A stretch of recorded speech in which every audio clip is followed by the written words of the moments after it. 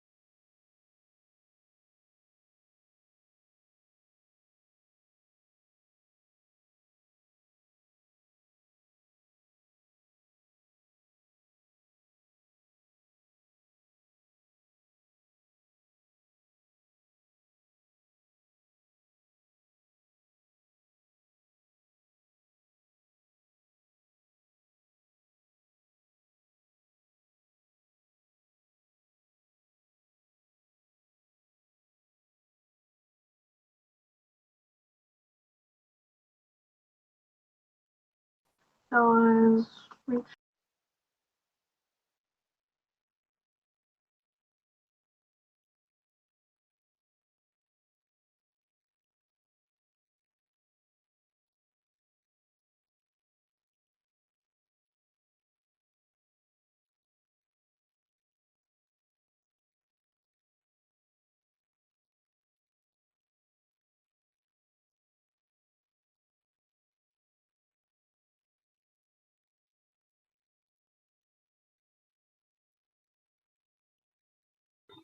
What the fuck is this?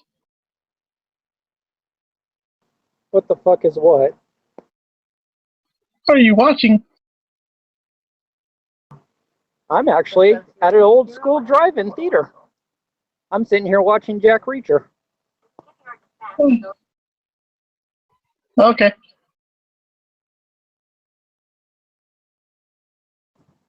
Yeah, over there in Fontana, over by Riverside, there's a place called Rubidoux. Well, I'm at the Rubidoux drive-in right now.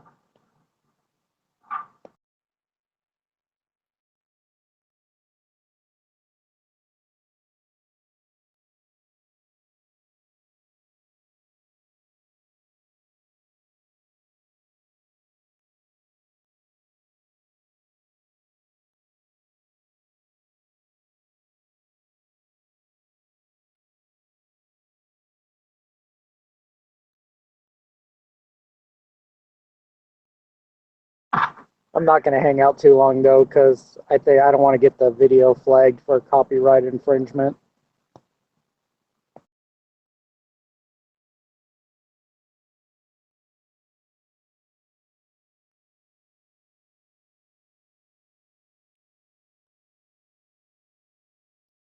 Can't see shit.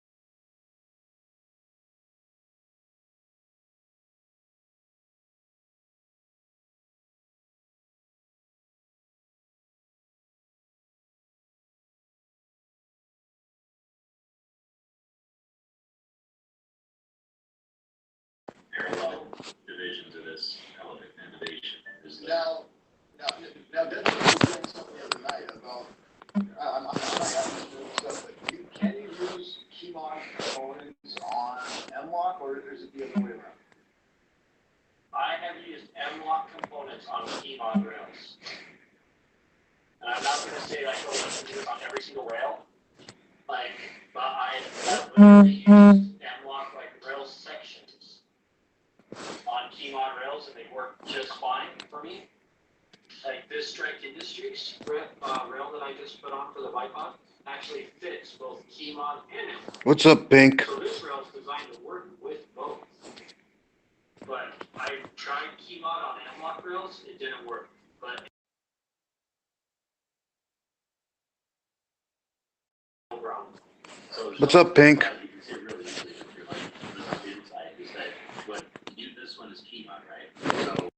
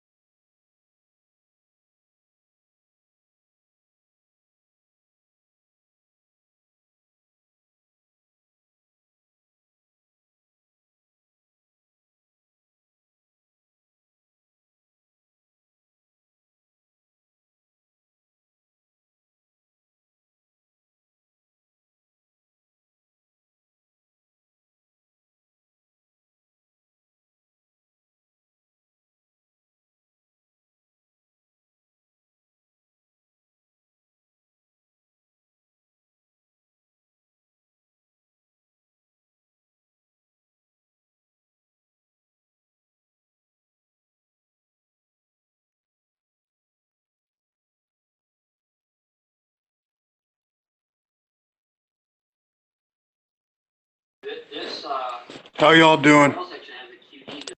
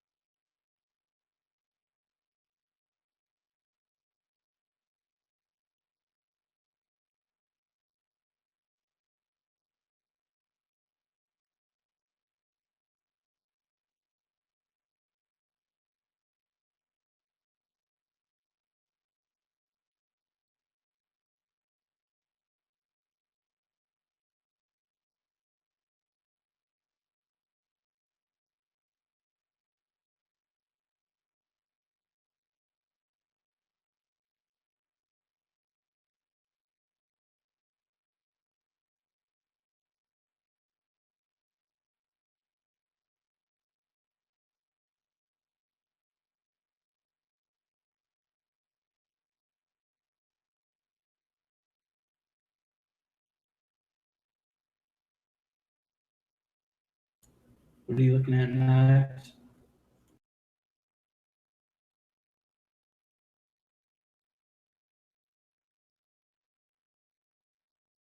Damn, that's expensive.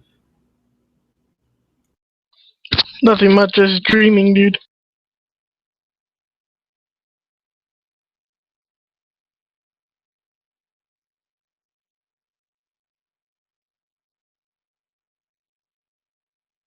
Yeah, when I was in the military and in California, all I did was just look up shit all the time because I couldn't buy it there.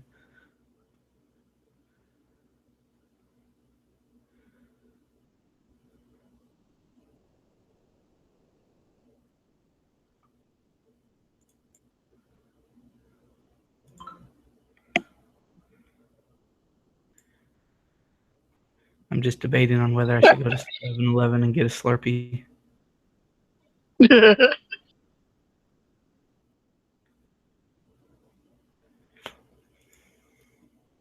gotta stop looking at this shit. It's making me sad. Do you plan to move out of California at some point? Yeah, I was supposed to move out this year, but I had to pay some people off. Oh shit! The government tried to hold you back. Nah, I had to pay some medical bills.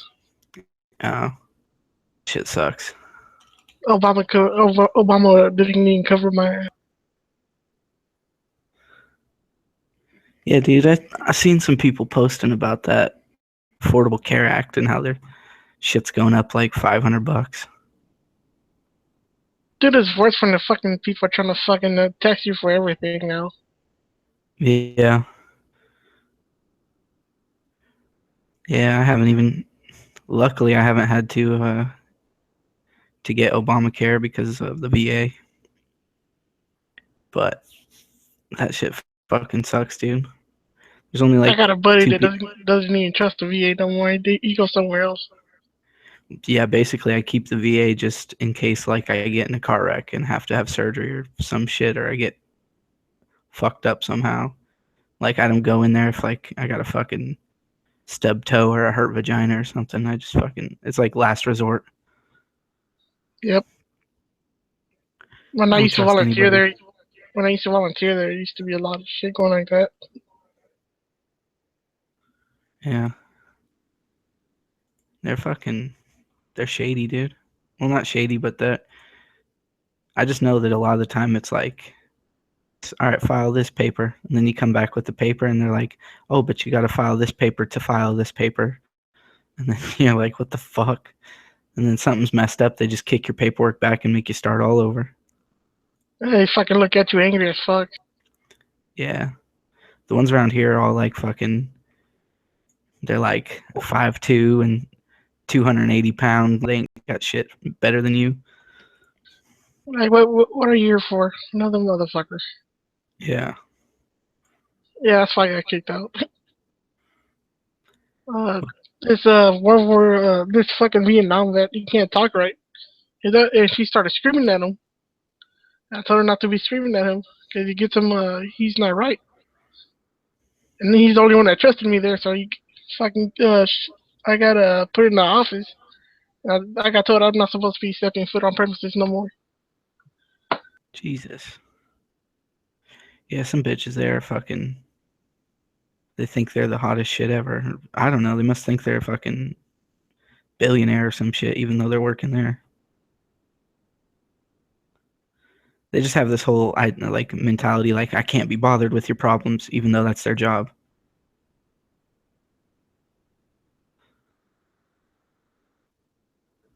Yeah, that was the only way I could survive. I couldn't even fucking go in the Marine Corps.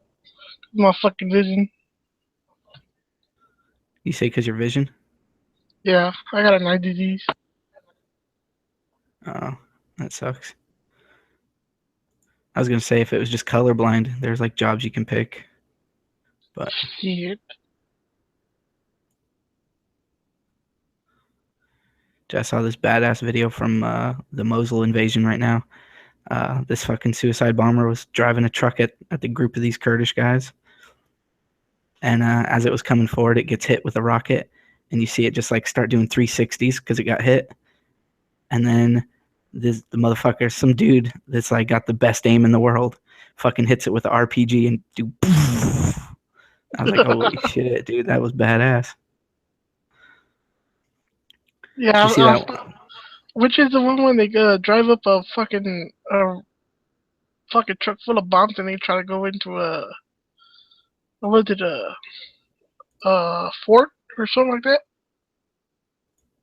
A fort? and they blow it up, and they got this other truck right aside alongside them, full of gas, and y'all get fucking mowed down and shit. Oh shit! I seen one where they blew it up and you could see the guy get launched out of the vehicle or some shit. Oh no! The vehicle hit a fucking roadside bomb and the vehicle flew up in the air, and then the guy detonated the bomb while he was up in the air in the vehicle, and it like some shit. He just didn't want to land and survive, I guess, or something, and be all fucked up and not kill anybody, I guess. I don't know. Yeah, half of the Marines and the other military guys that I used to go to school with, the fucked up stories they fucking say and shit. Yeah, I don't know. I don't tell a lot of stories because a lot of people don't understand I guess like it's kind of like you'd have to be there to understand. Like you'd have to be in the mindset and the situation to understand why you do what you do and stuff like that.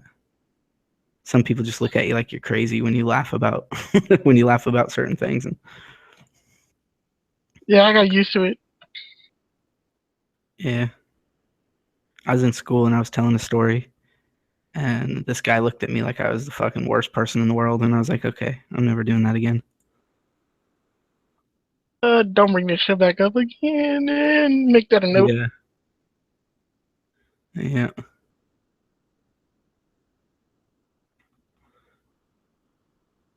So everybody's still in a fucking chat? In the other chat? Yeah.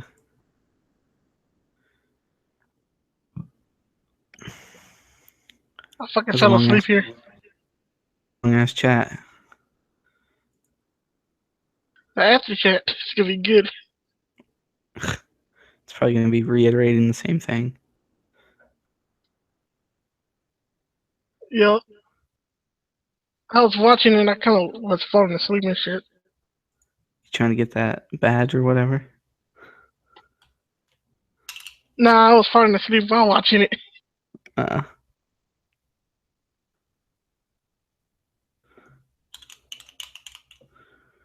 I've been playing with my 1911. Pulled it out of my sock drawer and it had fuzzies all over it. Really? Yeah, I had it in there for like 3 months.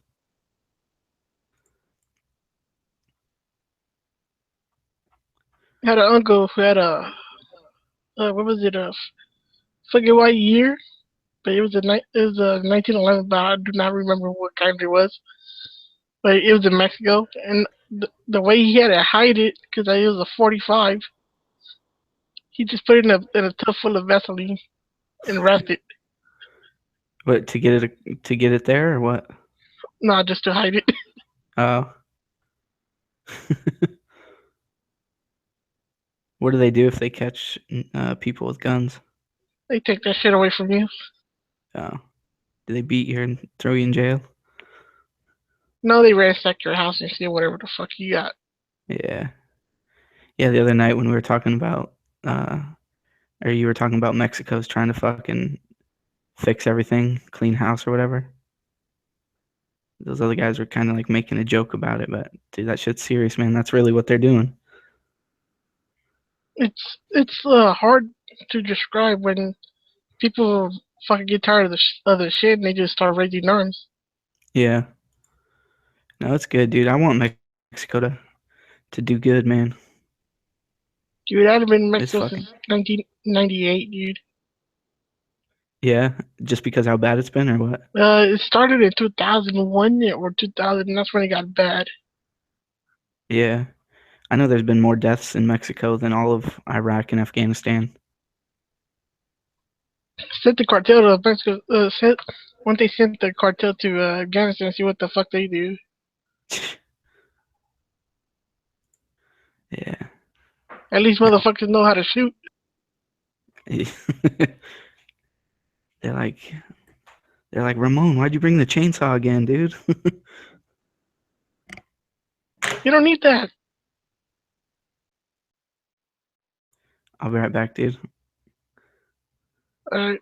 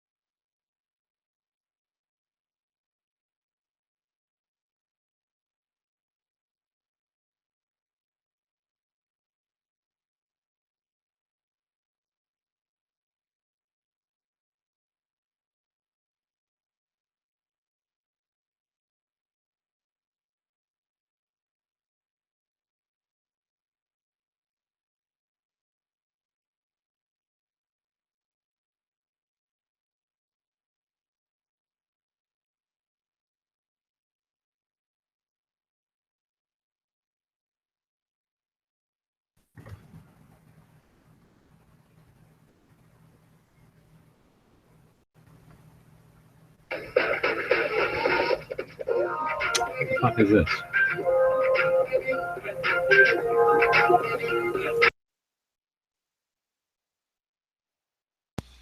That was music. Stupid ass Cheetos commercial. Let's all go to the lobby. Let's all go to the lobby. Let's all go to the lobby to get ourselves a treat. The popcorn can't be beat. The sparkling drinks are just dandy. The chocolate bars and the candy. So let's all go to the lobby to get ourselves a treat. Let's all go to the lobby to get ourselves a treat. We should start playing that at the end of shows. Or come up with some better gun channel version. So go to the gun channel's lobby. So go to the gun channel's lobby. Let's all go to the Gun Channel's lobby and talk about random shit. And panic buy some shit. Too late for that. What I think we were talking about in the early lobby earlier today. I think it was last night. There was like 4 or 5 different people looking for lowers, like on all different sites, and they were all just fucking gone. Ammo, and the magazines. I haven't had a problem with ammo. I checked this afternoon when they mentioned it, and ammo seemed fine. No, it was prices, magazines. Same availability. Lower. But it was lowers that just disappeared. So did you see that Hypo Drake guy who was on the pretty active in the gun on the YouTube side during that chat? He says he's still chatting over there because it's still live if you look at the page or whatever. He says he just got back after checking on his girlfriend's dogs, and the cops were banging on his door, and they've been looking for his girlfriend for like an hour. She flipped her vehicle and then ditched it. So he's now like trying to figure out where the hell his girlfriend's at. Her car's flipped over somewhere. Oh shit, that sucks.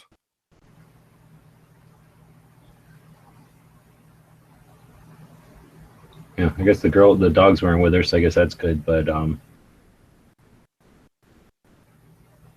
they're just trying to leave a note for, hey, what's happened to your car? What's going on? Kind of thing. But I'm thinking maybe if something did happen, if she flipped it or something, maybe somebody just took her to the hospital, didn't leave a note.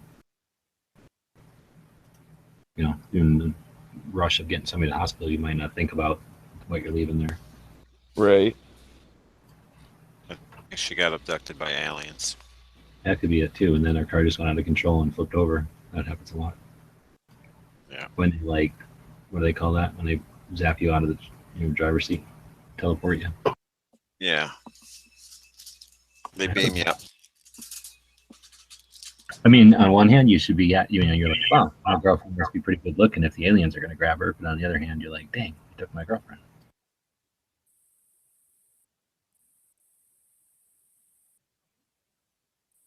Like, well, more goods for me. Dang, you took my dishwasher. Where's this Flippy? Or wait, how many times did I say that now?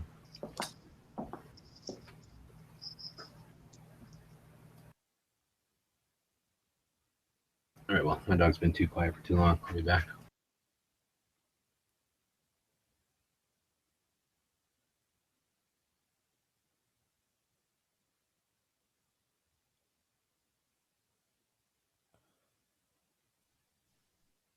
Well, that was really fun. Did you guys watch any of that AR chat? No way. Well, you were What? in it for a little bit, so I wasn't talking to you. Oh.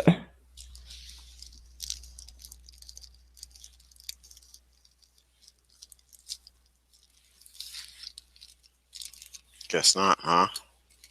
I guess not. Missed You out. mean to tell me there was an AR chat tonight?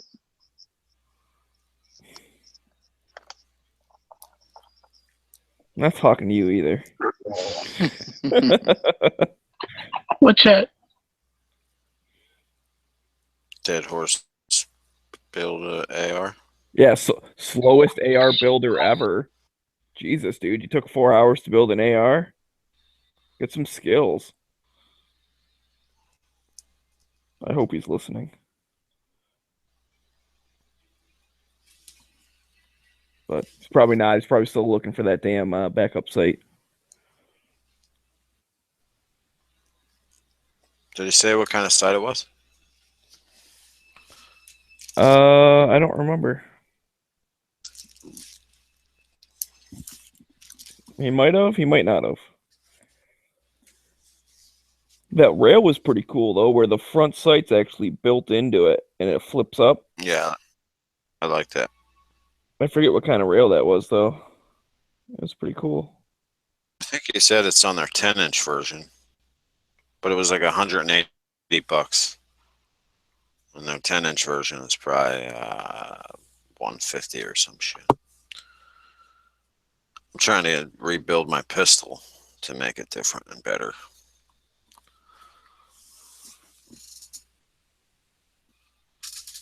Hey, Moon, have you shot your 34 yet? No.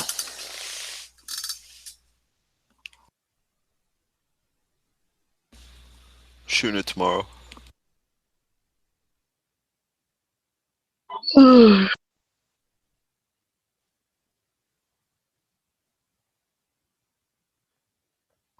Yep. Uh-huh. I mean, that was awesome. That was an awesome thing. Awesome chat. Just to watch him build it and have him be there to answer any questions that came in and all that stuff. I mean, that's why it took 4 hours. Oh He yeah, was just- definitely. I mean, look how long it took him to put the lower together. I know for a fact he can pop a lower together in 20 minutes. You Yeah, know? we see him do it almost every night. Yeah, that's nothing.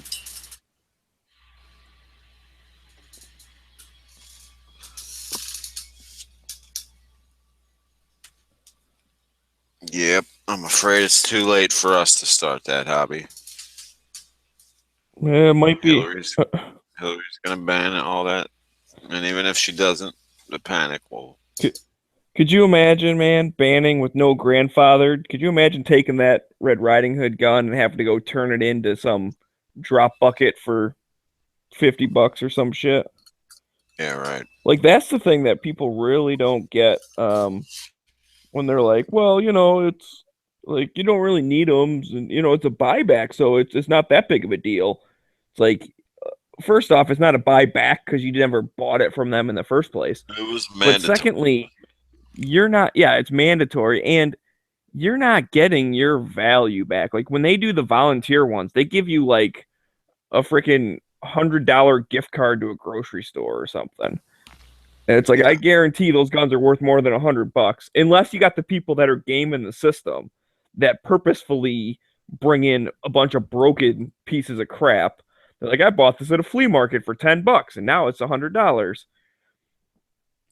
Which is funny that that's happening more and more. You know, you see these videos of the people that are like trying to save guns from the buyback, right? So people will be walking up and they'll say, hey, we'll give you, you know, more cash for your gun. Like they're just trying to save cool guns.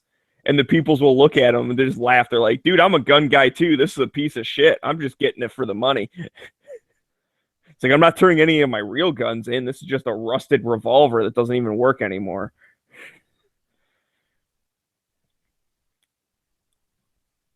Does it come with duct tape?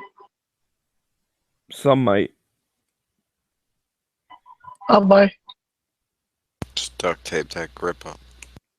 Yeah, there was someone, I forget, like they figured out like what was like the least amount of stuff that would be still be considered like a gun, and they literally got like a pipe from Home Depot and like, I don't know, like taped a nail to the end of a like chunk of metal or something. Like they did something and they're like, well, this classifies as a firearm.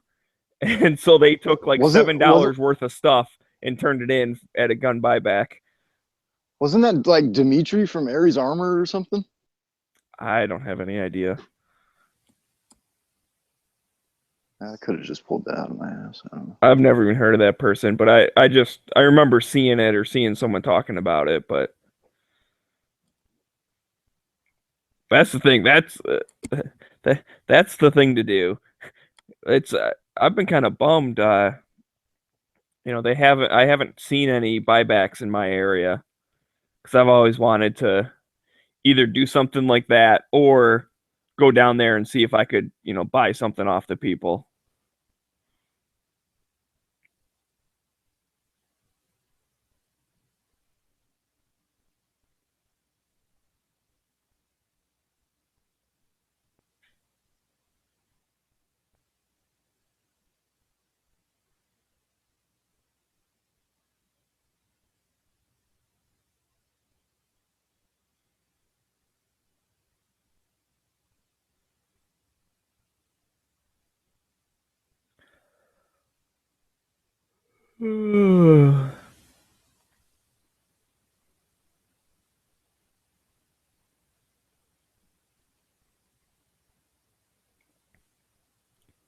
Oh, is this dude out in the chat the guy from YouTube? And the gunsmith cat guy? Is that who G-Webs was talking about? Well, no. He seems to be responding the way he said, yeah, officers were pretty cool after they realized I had no idea what's going on. So I think that might be the dude from YouTube. Well, welcome to Gun Channels, man. Click the little hangout link. Come talk to us. You don't even need to turn your camera on or nothing.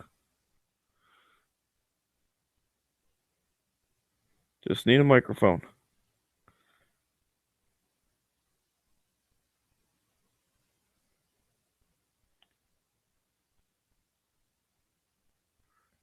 Oh. Oh, man. So what's the over-under on me actually going to the range this weekend like I was going to last weekend? 50%? 60%? 100%. You think so? I'm going tomorrow. No ifs, ands, or buts. I say 50-50. If it's raining, you're probably not going to go. Well, it's an Like, indoor you range. just- That doesn't matter. Oh, okay. Well, probably still 50-50, huh? Yeah, I don't know. I always get grand plans, like in the middle of the night when I can't do anything. Like, I got to do this, and got to do this, I got to do this, I'm going to do this. Like, I get planned my whole day out. And then when I actually have time to do stuff, I either, one, forget about half the stuff that I'm supposed to do. Like, especially if it's like, things I have to do, like work. You're like, oh, crap, I was going to mow the lawn, or I was going to, like, I'll remember it at 3 a.m. It's like, obviously, I can't mow the lawn at 3 a.m. But then at 3 p.m, when I'm just sitting here on gun channels, like watching TV and shit, I just completely forget that my lawn is long, that type of thing. Or two, I'm just like, I can do it tomorrow. And then tomorrow comes and I'll be like, I can do it later. I don't know. And even on like fun stuff, I just, once I'm like relaxed and chill, I'd have trouble getting up and doing stuff. But once I'm out, like, I don't stop. I just do like 100 things. So if I get working, I don't stop. But if I stop working, I don't start back up again. I have very high inertia. Momentum is a bitch. Well, it can be useful if you're doing stuff. And I do want to go to the range. Because I want can be a bitch, I'll say that.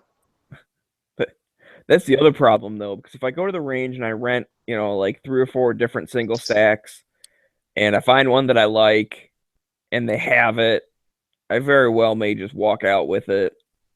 And I just bought that 17 like a month ago.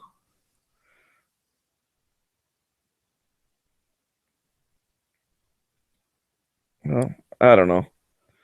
I think it's because I never ended up going squirrel hunting with the 17 that it didn't fulfill my like need as like, oh, this is a new gun. Like, it was fun to shoot, it's kind of like a 22. But I don't know. I kind of got it with the mindset of, well, since I'm going up north with my buddies, and my other friend just got one, and my one buddy, he's got a couple different 22s and stuff. It's like we can all go squirrel hunting. That'll be fun. But then, well, my one friend didn't show up. He was busy with like family and shit. And then the other part of it is my parents were up there, and my mom's not super keen on hunting or anything. Not that, I mean, me and my dad go deer hunting every year, so it's not like she cares that much. But I didn't want to go squirrel hunting with her up there and, have her see me like skinning it and stuff. She'd be all like upset about it.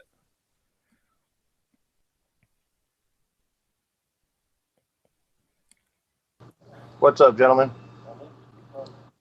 Same old dude. What's up? Not much. Just got back from watching Inferno with my brother-in-law. Cool. How was that? Awesome. It's very, I don't know, it's kind of a weird mix. I'm wondering if it's like a continuation of the whole Da Vinci saga, the Da Vinci Code saga, but I don't think it is. But it was good. I mean, it was really good. Very, very Da Vinci Code-esque.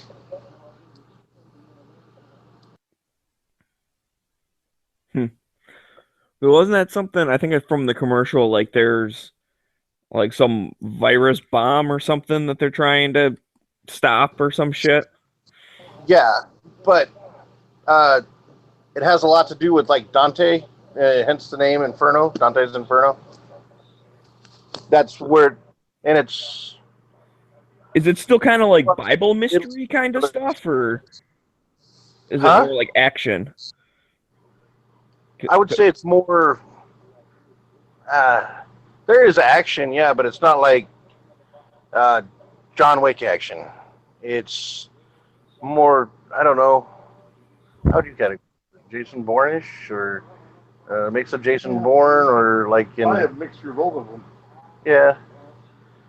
I don't know. That's why I'm saying it's it's a lot like the Da Vinci Code series. It's action, but not really action. Suspense probably be more of a proper analogy for it. Yeah,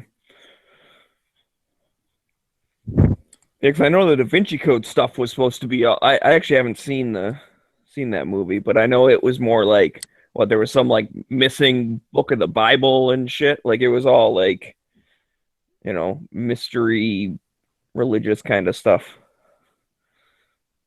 Oh no, Da Vinci Code was excellent. And then what is the other one? Angels and Demons, or Demons and Angels, or something like that. That was good too. This one, it's like that, but with like a virus bomb that's threatening to kill the population of the planet that they're trying to stop. So it's good. That's a Tom Hanks movie. I mean, you can't go wrong, right? No, I guess not. Did he pee in it? I don't think he did. Did you see Tom Hanks pee in it? No. In it. I only ask because I'll remember this bit on it was like a morning radio show around here, and it's like they pointed it out, and once someone points it out and you think back, you're like, holy shit. But they're convinced that he has some type of like peeing fetish, and they started showing all these, well, not showing, but playing like all these clips from his movies. And like there's the part in Apollo 13 where he's like, it hurts when I pee, and they're like, oh, you're dehydrated, blah blah blah. And then there's there's a part in Forrest Gump, right? And he's like, I gotta pee, oh, he tells the president, and like it goes through all. There's like fucking like 20 Tom Hanks movies where there's a scene that has to do with peeing, and it's like when you hear them all in a row, it's fucking hilarious.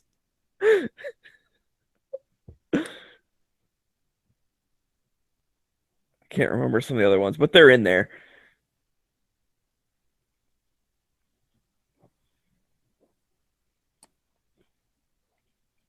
Green Mile, yeah, that had something to do with it, right? Yeah, he had like urinary cancer or something. Yeah, the dude fixes it, doesn't he? Yeah, Yeah. he had a urinary He problem in the grabs Green his Mile. bladder. Michael Duncan Clark or Michael Clark Duncan, whatever the fuck his name was. He used to grab onto Tom Hanks's junk and heal him. But he got all the badness out. He's like, He sucked Yeah. out all the you're gonna badness. feel pressure on your taint.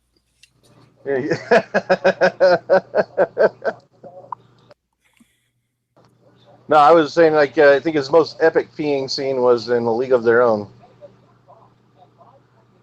See, now you guys are remembering all these other ones. Yeah, he pees for a really long time. Like record peeing time. And he comes in all drunk or hungover or whatever it is, and then just pees and then Oh, like that's- timing it. I don't know if that is the worst and/or the best feeling in the world. When you wake up after a really long night of drinking, because it's like it's bad because like you really have to go, but then at the same time the relief that you feel, it's like, oh fucking A, man, that's awesome. So G-Webs, I got your message. Did you get mine? I'm not sure if he's here right now. He said he had to go check on his doggy. Oh, okay. It's cool. Freaking yeah, it's a good movie. You guys should go check it out. Definitely, you will not be disappointed. Who's in it? What was that? Who's in it? Tom Hanks and what was the chick's name? Something Jones. Yeah, hell if I know. They're it's Oh yeah, yeah. yeah. I thought it was a sequel too to the Da Vinci Code movies. Yeah, because of all the historic facts they go through and the fact that they're going, yeah, but Da Vinci is not Dante, but it's historical like that. Did you like the Da Vinci Code? They were okay. This one's like that ish, but it was good. So I would say this one is a lot more simplified than the Da Vinci Codes, but I was more disappointed when I found out that guy that wrote it was a shamster. He's the dude from ShamWow. Shiesty ShamWower. He's in jail for coke. What's his name? Jason You're Moore. gonna love my nuts. Slapchop. You're gonna love my nuts. Isn't the ShamWow dude in jail for coke or something? He should be in jail for telling us we're gonna love his nuts. He's certainly no Billy Mays, man. Rest in peace. Billy Mays did a lot of coke too. Maybe that's why he's resting in peace right now, but that job is just like they pay you in blow instead of money. Like sell these products. Cocaine's a hell of a drug. I have to say, when I was a kid, I didn't have cable. And so I only had whatever was, over the TV, like over the airwaves. And it was always like Saturday morning, like after the cartoons ended, but like before it was late enough in the day to like go do stuff, like go play with your friends or whatever, there'd be infomercials on. And I actually used to enjoy some infomercials. And it'd be to the point I'd be like, oh, yeah, it's the, whatever. I'm trying to think of one I used to like. Two. But it's like I knew what the whole thing was. Where I'm like, yeah, it's the OxyClean one. This one's awesome. Hey, check out what they do with this red wine. Like, it was almost like watching a TV episode, even though, it was a freaking infomercial. I never bought any of the shit. Obviously, for one, I'm a kid. I mean, I'm not going to buy nothing. But, it was interesting because some of them are actually produced pretty darn well. And then I see the other ones like, oh, great. It's the stupid fucking shark vacuum one again. This one's lame. Some of them are pretty entertaining. Like the acting in them. Especially the ones for like defensive tools. like flashlights, and they had this one back in the day where it was like a taser, but it was shaped like an egg. And instead of tasing you, it scrambled your nervous system. Ha ha ha. So you like fell on the ground. You couldn't do nothing. I think that they figured out like it was really bad and stopped selling it. But it could go through like an inch of clothing and fuck somebody up pretty good. But the acting in it was hilarious. Well, that's the thing. Yeah, some of them were just cheesy as hell. And I know it's like cliche to make fun of that, but totally when it's like, has this ever happened to you? And the person's trying to, I don't know, like, you know, write a note on a piece of paper and like the thing catches fire somehow. You're like, what the? That has never happened to anybody ever. I don't need to buy this special notebook because my paper's going to set on fire when I'm writing a note. Like, what the fuck? They'll be like cleaning a window and their squeegee will break in half suddenly. Yeah, but then when their squeegee breaks in half, it will poke through the window and they'll fall through it and like cut And their die. arm or something and bleed out. Like, I took it too far. It'd be better if they died and then they had like a whole funeral scene in the middle of the infomercial.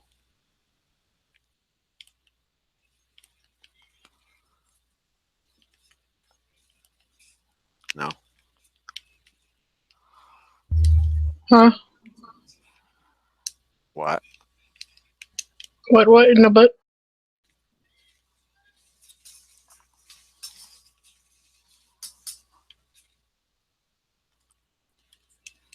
Yep. Yep. Yep.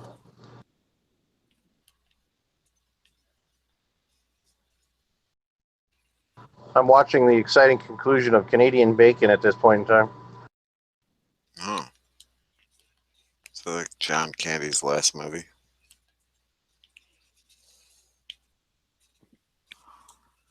it's just ham. Hey, have you ever found that lover yet? I got a couple options, but I don't know. We'll see.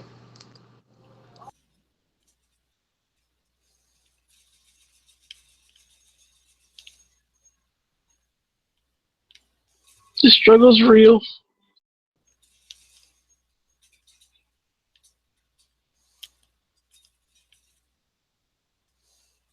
What was that? Nothing.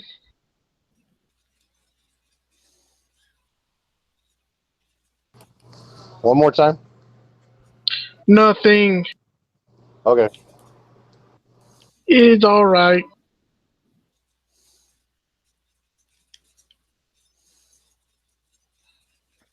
I think he says he hates you and he wants to fight you. Aw, I kind of like knives. Don't hate, masturbate.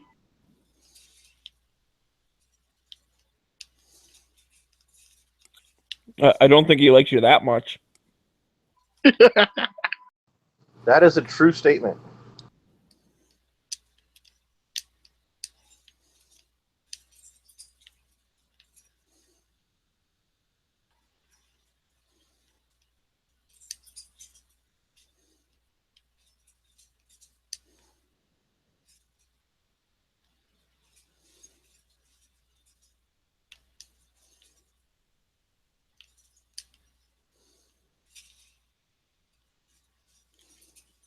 Yep, we need Flippy.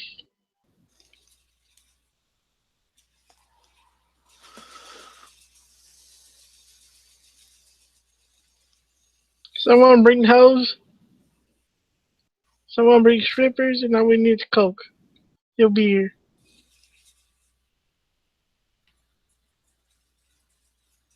All right, you've been hanging around Flippy too much. No more. Yes, Grandpa.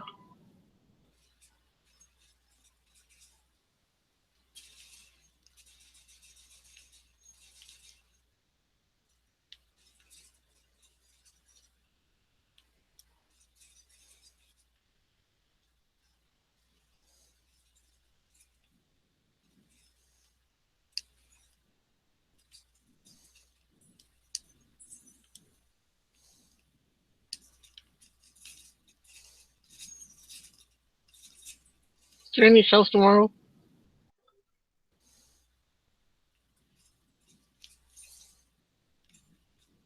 What's that, Knives? Is there any shows tomorrow?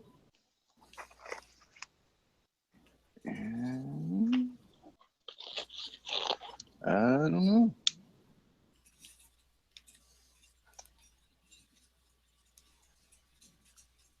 Last week was Heavy's week, I think, so. And shit. No clue.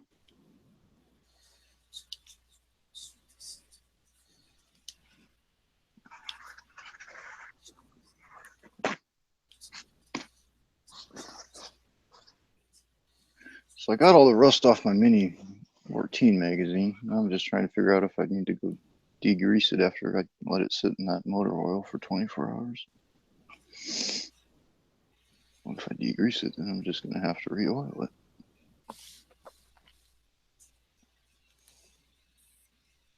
I at least got to get all the oil off the inside.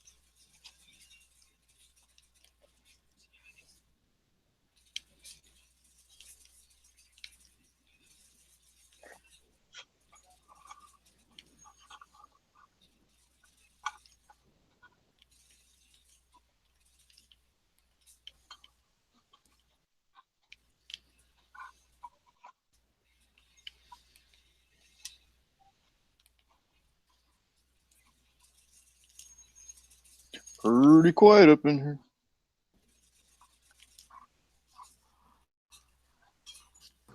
Well, start some kind of conversation then. I just tried. Well, what did you say? Oh, no. It's just working on this Mini 14 magazine. Well, what's wrong with it? Oh, I pulled it off of the top of the safe yesterday, and it was just had surface rust all over it, and so I scrubbed the shit out of it and let it sit in the thing of motor oil for the night. And now I'm trying to figure out if I need to go I should probably go degrease it because I gotta at least get the excess of oil off the inside of it. But then again, I mean, I don't want to take off any of the oil that I've just impregnated into it. Fuck, so. I use those like Arm & Hammer things that you put in your fridge. I put one of those in my safe. It keeps everything nice and dry. Yeah, I was stupid and I left my silica thing sitting on top of the safe right next to where the Mini goes when I'm home. So of course I have something sitting up there that's just attracting and holding moisture right next to something that is going to rust. So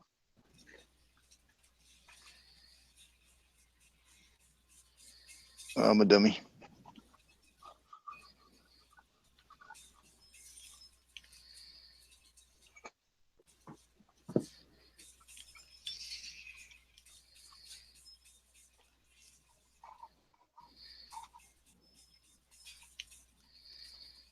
So you did your show last week, right, Heavy? Yeah, I did my show last week. It'll be next Friday, not tomorrow, but the Friday after. Gotcha. So Knives, yeah, I'm not sure who's on tomorrow or if anybody's on tomorrow. Edge will be on tomorrow night. Oh, the Edge, that's right. And then I got Edge of the Week. And then of course, G-Webs will have his Friday show. And that's about it as far as I know.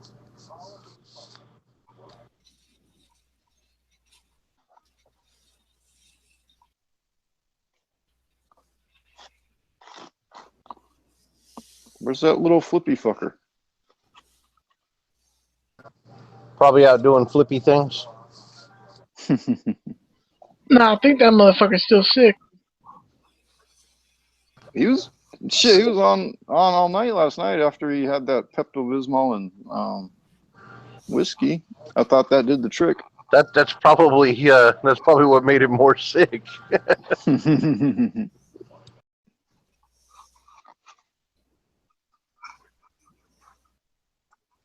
Yeah, it's definitely not something I would do. I'd be able to force myself to do. Who knows? Maybe that's like some kind of like unknown toxic combination that wiped him out completely. No, they were looking it up yesterday, and it's actually a drink in a fucking bar. Oh, really? That's just. Yeah, I don't know if it is with whiskey, but they use Pepto-Bismol and something to make some sort of crazy drink at bars, I guess. Make a White Russian with Pepto-Bismol. Something like that. It'd be a pink Russian.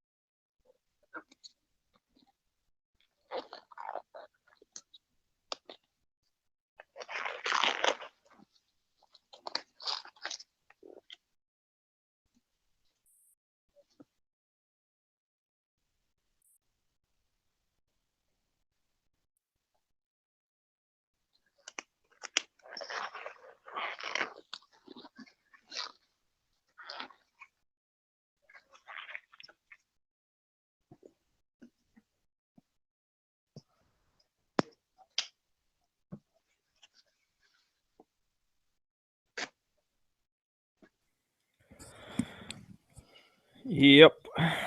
Guns are fun. I like guns. I like guns too. Guns are cool. I hate guns. Well, that's why you like knives. I like guns. Did you make up my mind? I'm getting confused.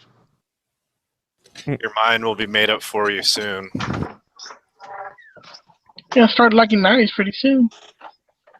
Yeah, it's about what all we're gonna have left. So we might as well all start liking them.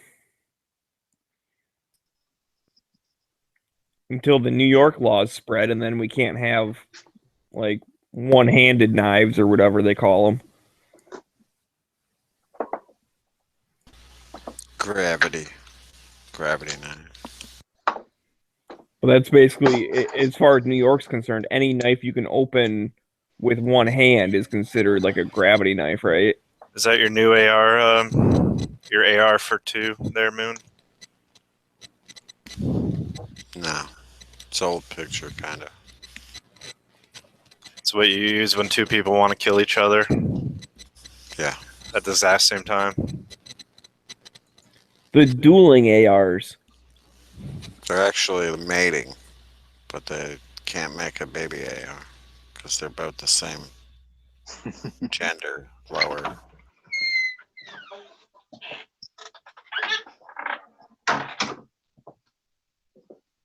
Aren't there doctors around who can do things for that these days? The gunsmith. Are you saying he should artificially inseminate his AR? Hell, I don't know. They're doing great things these days, aren't they? Technology, man.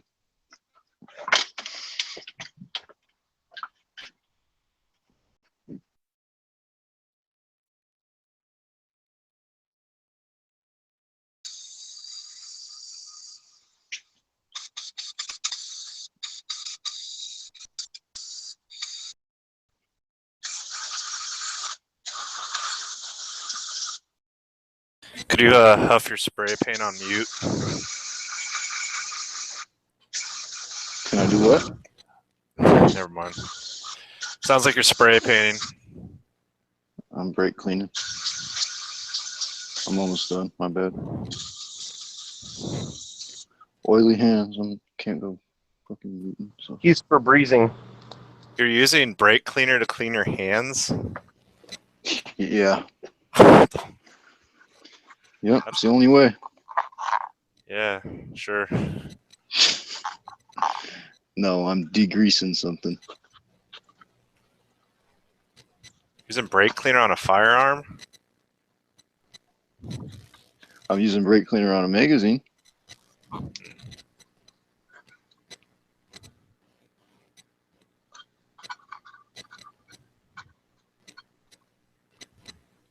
Non-chlorinated, of course. Gonna hurt. It's not hurting the finish.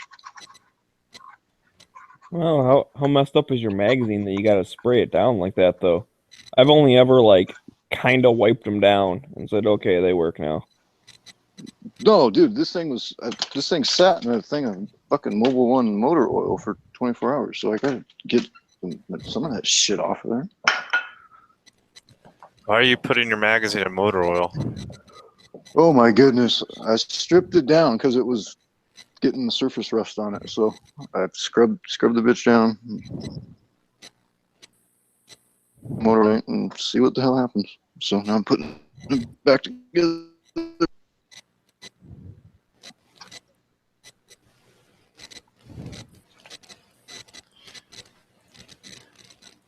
I bet you money this girl voted for Hillary.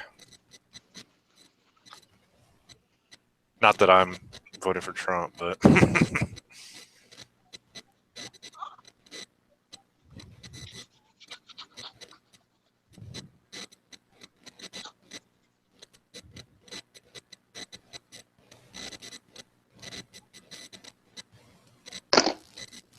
God, dude, some people need to. There should be like a fucking intelligence test in order for you to be like become an adult or something. I swear to God.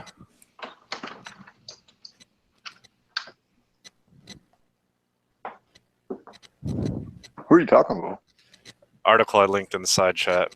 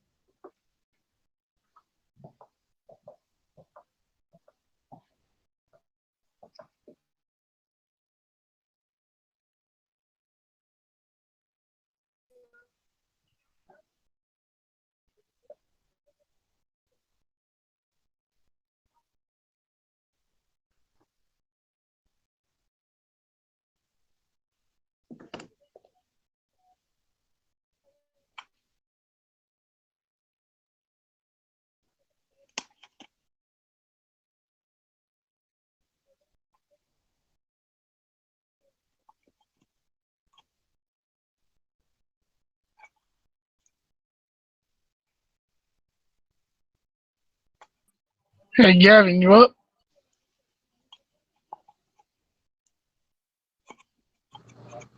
Me? Nah, Gavin.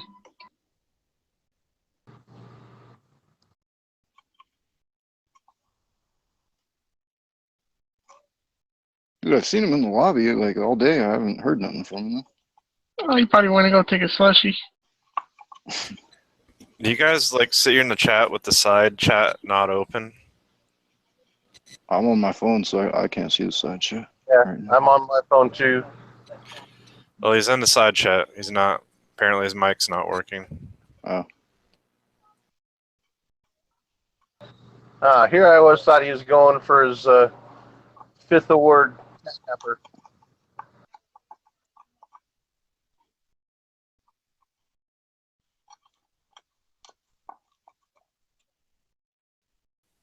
I don't think chat napper should count in the lobby. I think it should only be if you actually fall asleep during like one of the regular shows.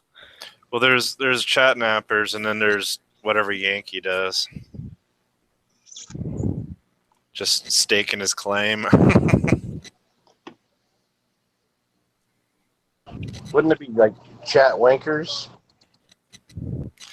I don't want to think about that. Can you hear me? Yep. Yep. Okay. I've been trying to talk to Scott for like 10 minutes. Oh shit. Hey, I was that isopropyl alcohol didn't work on the mag. Oh, I couldn't find any. Oh. I didn't want to go out and buy some, so I just fucking used what I had. Oh.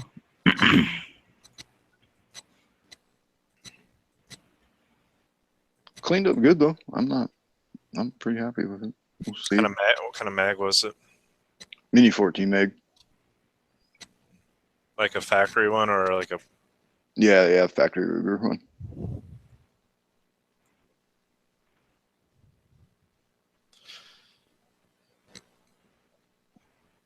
Yeah, steel mags rust. Yeah, I couldn't sit there and watch it fucking rust away, so I figured I had to do something. I bought a Bakelite AK mag when they were super cheap. I didn't buy one. I bought like 8 of them. One of them though, I pull them all apart and clean them, make sure they're all clean. And most of them were fine, but one of them I pulled apart and like it was like somebody had it like sitting in water. The outside of the base plate looked fine, but the inside was like the most rust I've ever seen on a firearm or anything firearm related. It was like, it looked like it'd been in the ocean. I fucking spent like, I don't even know how long. I could take my finger and like scrape it off just with my finger. So much rust. That's what this would have looked like if I would have listened to Knives yesterday and cleaned it with lemon juice. Come on, he said oranges. Oh, well. Man. If you clean rust off, use like oil, like an oil product. Or you can get that rust converter shit, but it's expensive as fuck. But it oxidizes the rust, so it kind of refinishes. It makes the rust turn into this black, hard stuff. It's really cool, actually. And what's that called? Rust converter?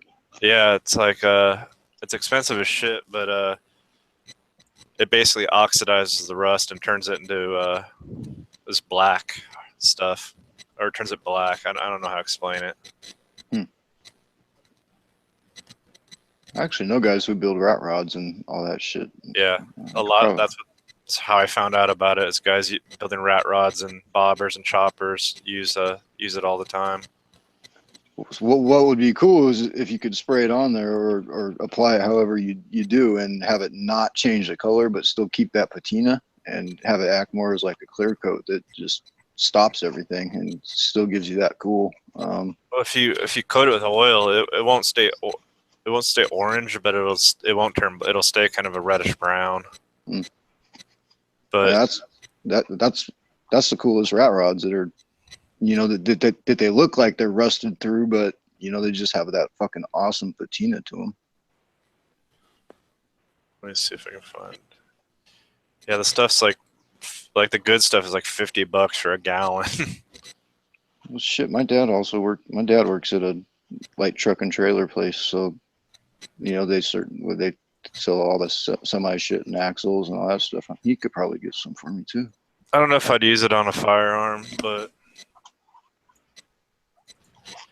that AK mag, I just scrubbed the fuck out of it with a hard bristle brush and some CLP, and it's fine. Yeah, that's basically what I did yesterday. Hard bristle brush, and then But But I definitely don't. Steel wool and all that shit. I don't remove the grease though, or oil. I leave it on there so it doesn't rust again. Yeah, I had to do something to get all the glop out of the inside of it. Because the inside wasn't rusting at all. It's just.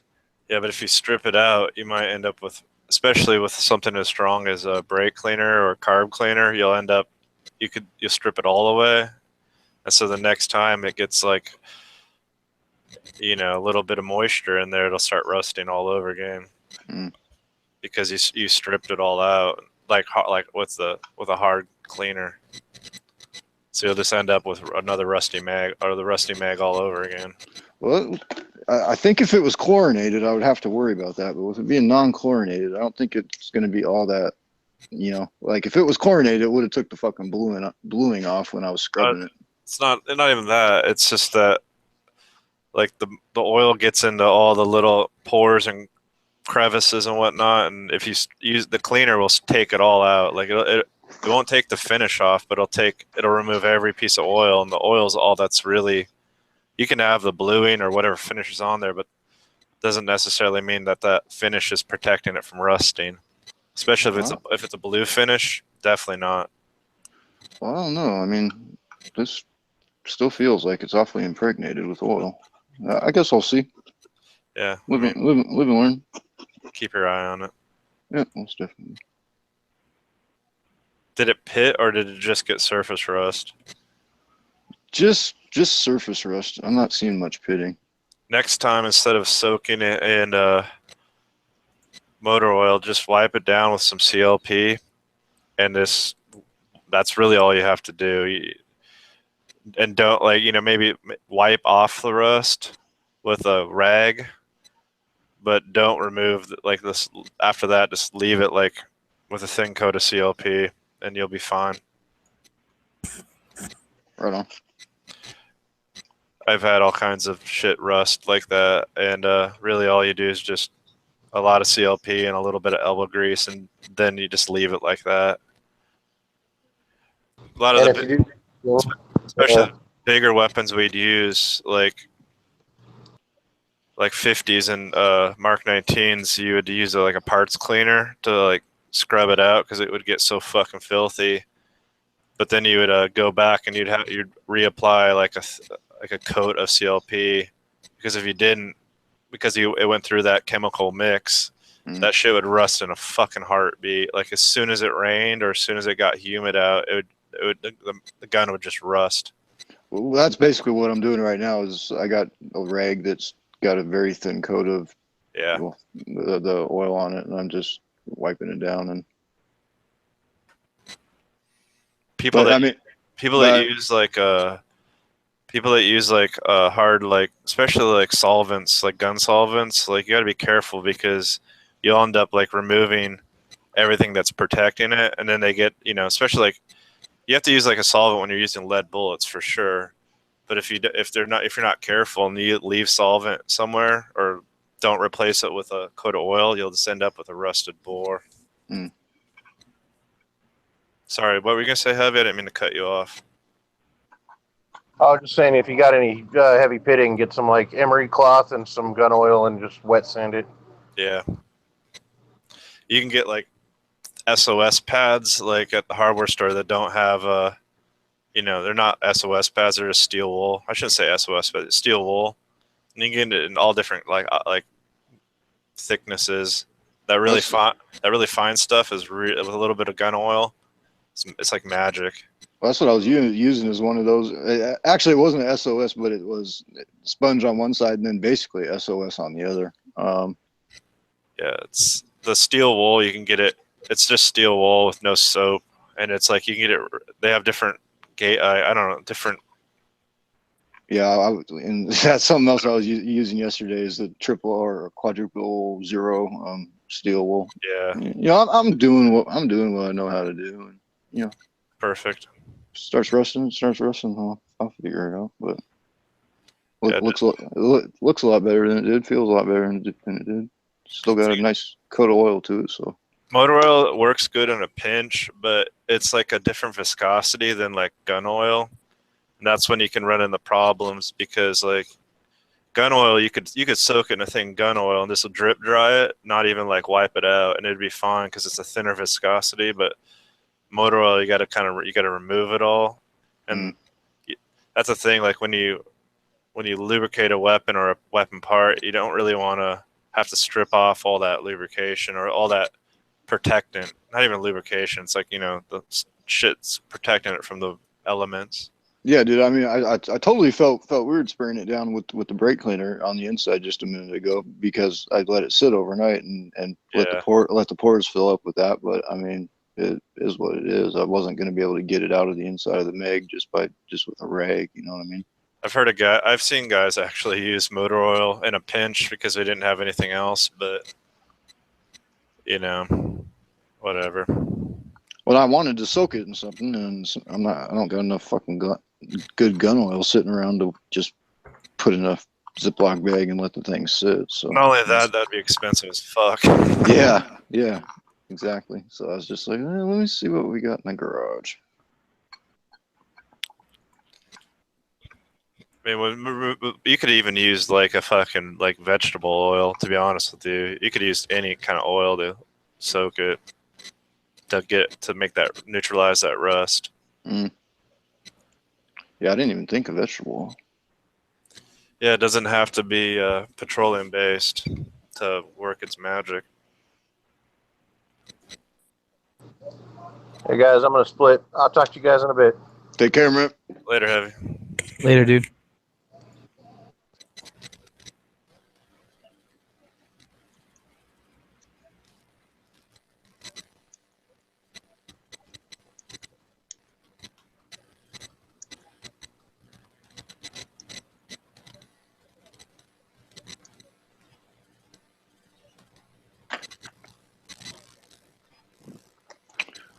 I'll put the thing back together and see how long it stays rust-free for. That's the problem with the fucking Northwest and this time of year. Fucking moisture everywhere. Pacific Northwest? Yeah. We've had one hell of a fucking rainy month. Yeah, just keep everything oiled with some CLP and you should be fine. It's definitely like guys down in the desert have to keep their shit dry, so you know, up here we have to keep it fucking oiled. And where are you? Portland. Oh, okay. So you know all about the rain. Yep. That's why I don't ever use any kind of solvent on my firearms. I just keep them oiled as hell. Yeah, that's what I've been doing since I started seeing just humidity level go up within the safe and whatnot. Is just making sure everything does have a good coat of oil on it. And of course, this is something that I must have just fucking forgot about. Other than that, you have those big. Have you seen those big metal silica packs that Pelican puts out? The little metal the metal one that look like a can with the holes in it. Yeah, I have seen them. I don't own one. You should buy at least 2 or 3 of them. And the cool thing about those is they got like a color-coded marker on them. And when that marker changes color, that means that silicone pack has soaked up a bunch of moisture. And all you have to do is you put your oven on like super low temperature and you throw them in there, and leave it. Like there's directions that says how to do it on the packs. Well, I think one of my main problems was I got one of them. I got one of them silica packs, but I left it on top of the safe sitting right next to this motherfucker. And of course it's sitting up there collecting moisture, just asking for it. And I've got something right next to it that doesn't need moisture. So, what I do is I take some, I'll take a piece of gaffer tape and I tape it to like the top inside, you know, out of the way. And like that way I can they're not in the way, they're not like hitting anything. And then I'll look at the little marker on it to make sure it's still doing its job. And if I've never had to cook one yet, but you throw them in the oven and it dries them out, and then you just keep reusing them forever. Yep. Yeah. What the hell? Mine turn orange when they're orange when they're dry, and when they start getting a lot of moisture, and it turns blue and lets you know you get something like that. Yeah. No, I mean I got one of them Remington electric things that you plug in, after it gets pink, and fuck, it's got a goldenrod, not a goldenrod, but that same sort of thing in there, and it's just, I mean, this area is just something you're always fighting. Yeah, I keep silica packs in my ammo cans. Yeah, I do too. The little paper ones. Yeah.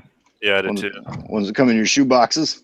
Yeah, anything like that works, man. Yep, dude. Whenever I come across those, I grab them and I throw them in a container because I know because I do the same thing. I've never had I've only had a rust problem once, and that's because I handled it and didn't wipe it down. But otherwise, I've never really had any rust problems up here. I keep my M1A not too protected, although I should, but I haven't had any rust problems with it. Where are you at? I'm in Oregon too. And you're gonna well, you famous. I've had it 5 years now, and you just jinxed the shit out of yourself. You're gonna pull it out tomorrow, and it's gonna be orange. I'll just sell it after the election. No, luckily I haven't had any problems with it. But I keep mine oiled up too. Yeah, you got like up here you have to keep your shit like oiled, which bit me in the ass because the Army also taught me to like keep that shit oiled, and then you go to the fucking desert, and then you have to do the opposite, and then you go somewhere like Korea, and then you got to oil it again. It's like fucking. Yeah. Then you go somewhere that's fucking super ass fucking cold, and then suddenly it's like a whole nother fucking maintenance fucking nightmare. Having to kickstart your rifle because it's frozen shut.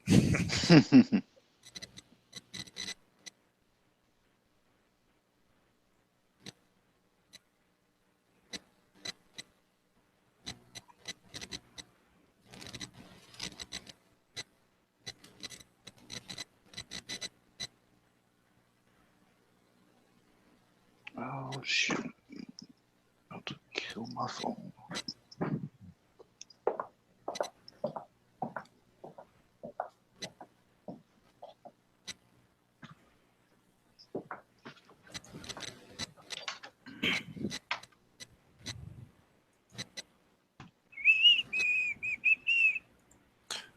What kind of CLP do you use? You asking me? Or anybody? I use the shit I got from the military. I think it's just brake free, isn't it? I don't know. It's kind of on a container with no label. It smells like petroleum. Yeah. I don't know if that's brake free or not. That shit smells like nothing else. So whatever it is that they use, it's definitely petroleum based. You can tell. I'll look it up. What are you talking Standard about? shit we get. CLP.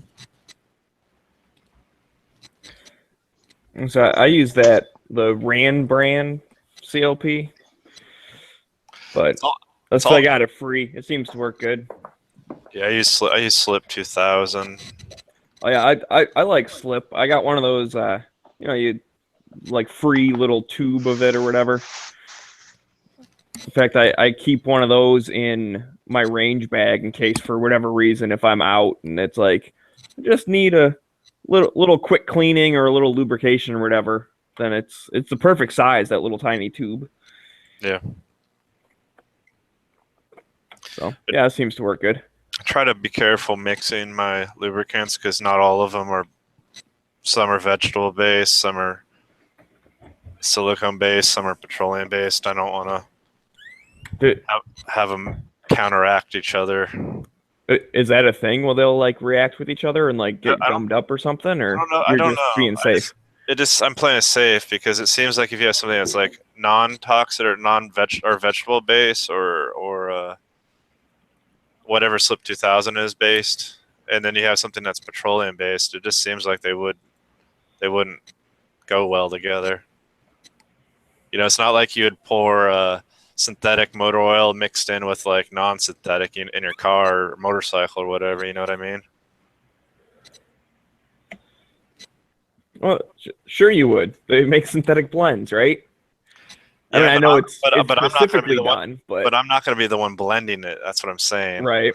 I'm sure the synthetic blend is like it's like a proprietary thing they do at the, like, you know, they know what they're doing. I'm not going to sit here and be Mr. Wizard of fucking gun oil. Little from column A, little from column B. Yeah, I just try to stick to the same product, or at least similar products. Like I don't use like fucking. It just works out. I think it just makes sense. And plus, you gotta. It's like a frying pan. You know what I mean? You gotta season that shit and build. You know, you build it all up. That's why I don't use solvents, because I don't want to remove all the good stuff that's getting built up.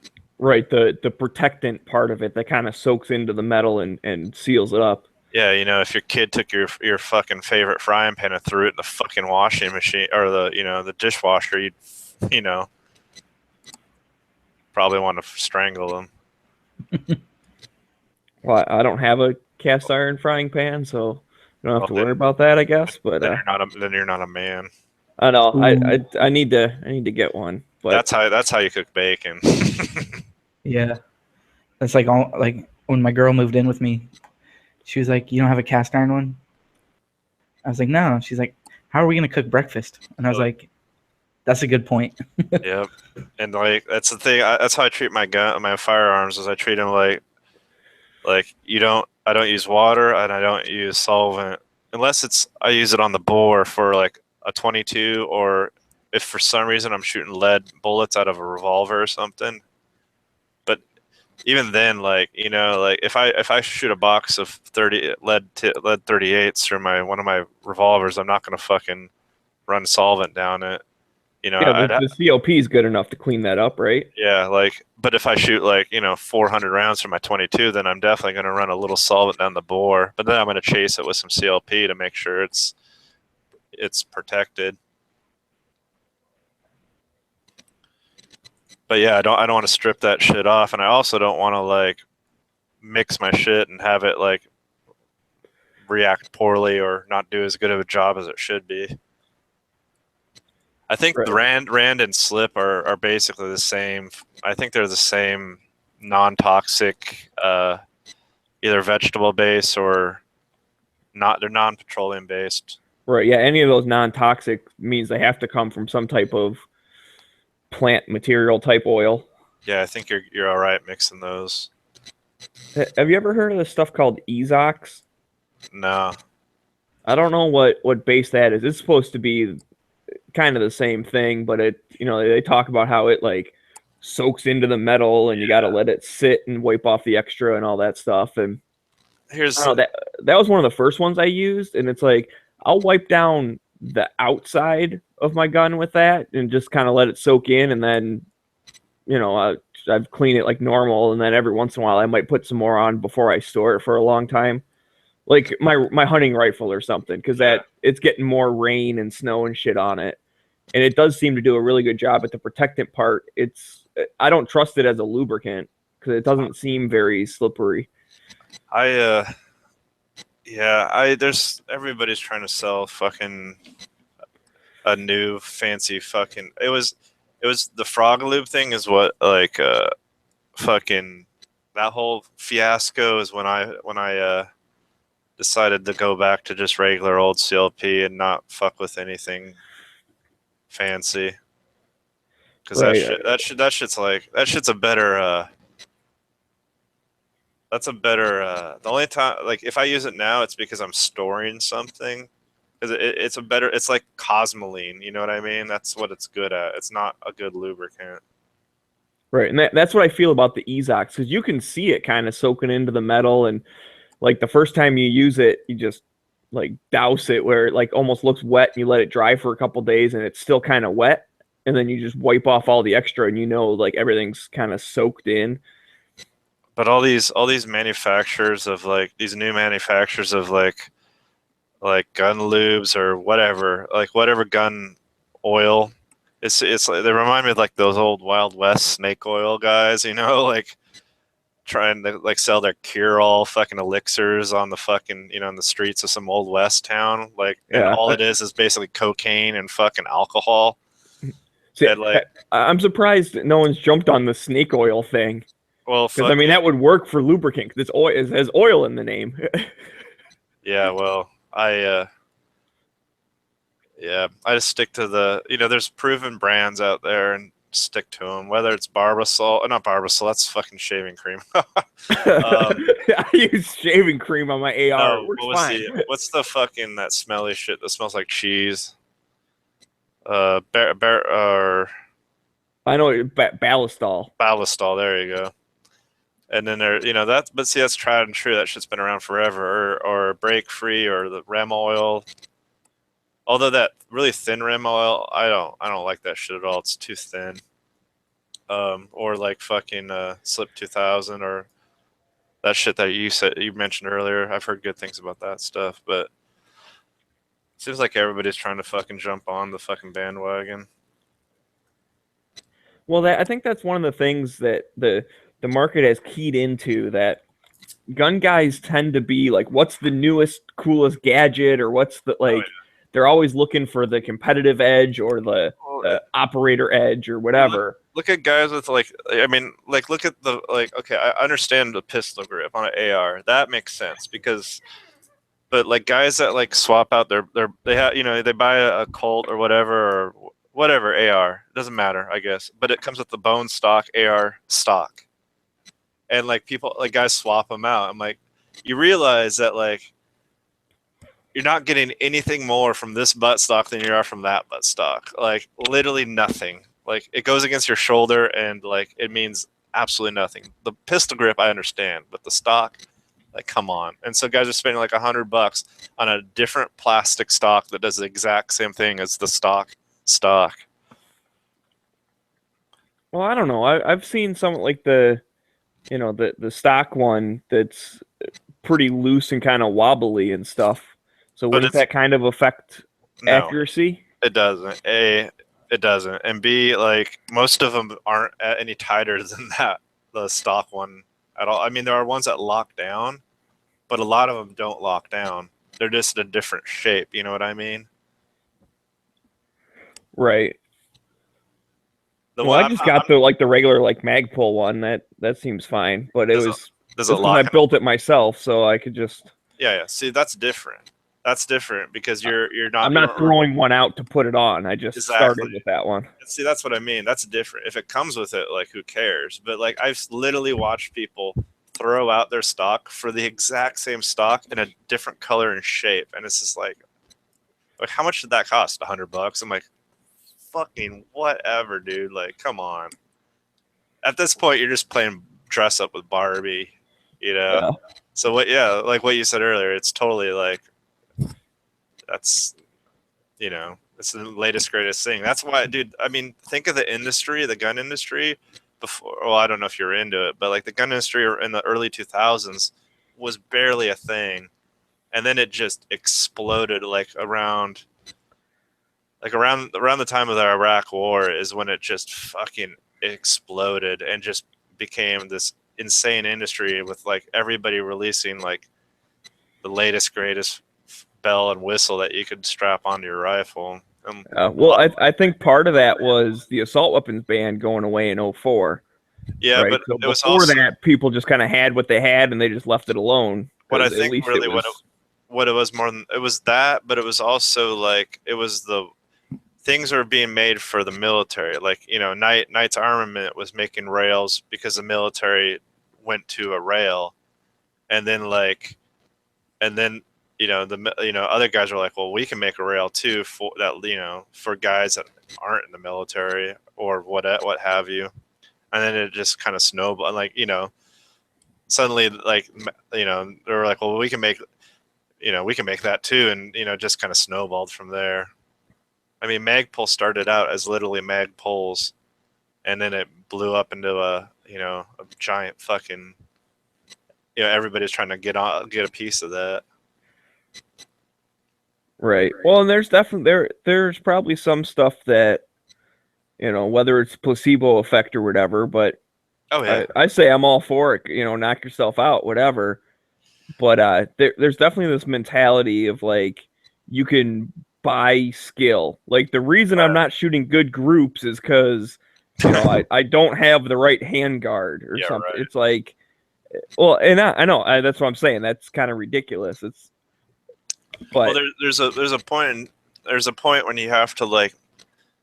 And it's hard to do because ARs are fun to toy. They're really fun to toy with, but it's like there's a point in time when you gotta like stop or at least admit to yourself that really you're just dressing it up because you like the way it looks, and that's what you want to spend your money on because it's not giving you any more performance. But it's funny to see somebody spend more money on dress up and not actually spend money on performance. You know, they dress their rifle out, but they don't put a new trigger in it. You know, they put the fucking, it's like those guys that put the fucking exhaust on their fucking Rice Rocket car, but they don't put any money into suspension or brakes. You know what I mean? right. Yeah. No, and I've done some of that on my rifle. Who hasn't? Everybody has. I got the ALG trigger, which I really like, and that's for $60. Like the benefit over the mil spec going up to that, just smoothing it out and everything. Like it's way worth it. And then I got stuff like my mag release and my safety that are blue. I wanted them because they're blue. I'm not gonna lie. That's the only reason I got them. I wanted something a little bit different. If my rifle's sitting on the table next to someone else's, mine stands out a little bit. Go, yep, mine's the one with the blue stuff. That's mine. I totally agree. It's just I see people though that like either A, I know they don't know what they're doing, or B, I don't know. I'm trying to think of how to put this. I've seen some people that are really cheap, but also spend money on just like dress up shit, and I'm like, how are you so cheap, but you're also spending money on that? Like you think that you're so cheap that you wouldn't spend money on that, but you're spending money on that anyway. I'm like, come on. Right, cheap out on something important, but get top of the line fucking scope mount or something. Well, see, no, I would say a top line scope mount is important. I'd say that's where you don't cheap out. You know, like, but they're fucking, you know, they buy a fucking high speed like handguard, but they haven't put any money in the trigger or haven't put any money in like, I don't know, fucking a nice scope and scope mount.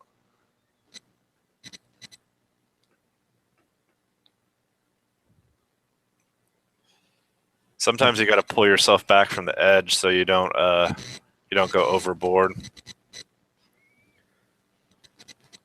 I mean, I think the best example is the SKS, and like guys will just fucking like trick them out. Like,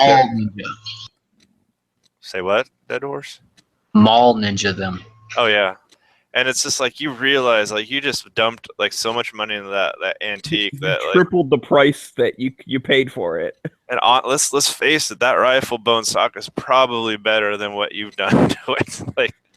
Like that magazine is probably gonna jam, and what fucking mag pouch can you find that can hold that weird, you know, magazine with that big old thing coming out of the front of it? You know, it's just people go overboard sometimes. Some rifles are just like better off like bone stock. Like, dude, like have you seen people put fucking M1 Garands in those fucking high speed chassis and shit? Those like EBR. Not in person, but I know what you're talking about. Yeah, it's like, come on, that rifle as it was bone stock was probably better, and that's like a $600 or $700, or maybe not that much. It's like at least a $500 chassis. I know my buddy changed out. He had a Marlin 22, the semi-auto one, the Model 60, and he swapped out the wood for this weird looking, you know, synthetic stock. It's like a wireframe stock with like a, you know, cheek riser and like all this stuff. And I was like, you know what, whatever, dude. And I think the thing was like $50 or something. So it's like, all right, knock yourself out. And He thinks it's cool. I'd kind of something like that. I think it looks better in the wood. Like it's an old ass gun. It looks cool. Like what the hell? Guess how much a fucking this chassis is for an M1 Garand to make it all tactical. $800 fucking dollars. Oh shit! $805. And how much would be like just a regular M1 Garand? From the CMP, $800. All right, so you could have just bought 2 rifles. Instead, you got a rifle and a chassis. And realistically, you can bed the old stock on an M1 Garand, and that new high-speed stock will not make it shoot any better at all. Yep. Yeah, people. I mean, they make a chassis like that for all. Like, the M1A. They make them for Mini 14s. I see people putting chassis and crazy high-speed shit. Dude, I know a guy that built a bullpup SKS out of this like crazy fucking chassis, and in the end I was just like, you still have an SKS, and let's face it, like it's like trying to shine a turd. At bone stock, it was probably a better rifle than this like contraption you have now. It's like spending $1,000 on a fucking Mosin to put it in a different stock and sporterize it or do whatever you're gonna do. It's just crazy to me. Yeah, I mean, in bone stock, it was probably a better rifle. Yeah, it probably. To me, it looks better bone stock. Yeah, wood and metal and fuck. It's not even the wood thing or like it's not the originality. It's just like the functionality overall. It's like there's a moment in time where you gotta like realize that you're not adding anything more. You're just spending money. You're just putting money in the pocket of some manufacturer, and you're not actually getting anything more out of it. Yeah. Well, like you said, making it worse. It's like I know a guy. He had a truck. Well, it was just a Ranger, but still a truck. But he got like the big ass rims with low profile tires. It's like, since when do you want a truck that has like 1.5 inches of rubber on the fucking tire? Like, are you kidding me? You can't go over a speed bump without fucking bending your rim. It was probably a 4-wheel drive too, huh? No, just a little 2-wheeled. Oh, okay. Like I said, just a little Ranger, but still, like, what the hell? But he thought it was cool. I'm like, okay, whatever. Yeah, I mean, my bad. My Mini 14 I bought, it came with that stupid ATI side folding piece of shit stock, and one of the first things I did was go to Newmarch and buy just a walnut fucking Mini 14 stock, and that's what this thing's lived in ever since. Yeah, and to be honest, you're probably better off, and because you won't ever have to deal with like some plastics hot breaking on the hinge or like where it folds or or what have you, what kind of crazy shit. And yeah, and to me it is kind of a looks thing. I mean, it looks fucking better, and I mean, to me anyways. I don't like that piece of shit cheap Chinese, To me, it's more of it's like a durability, it's a functionality, it's a money, and then at last I would say, yeah, there are looks involved, but I try to weigh everything out. And let's, like Mosins are kind of, I mean, garbage sticks. It's the fucking new fucking nickname for them. But there are other rifles that are like the K31. Like you really think you can do better than those Swiss engineers did to this rifle fucking 67 years ago? I don't. Somehow I don't think you in your garage can do better than the factory fucking engineers did. Back when they really knew how to build shit. Yeah.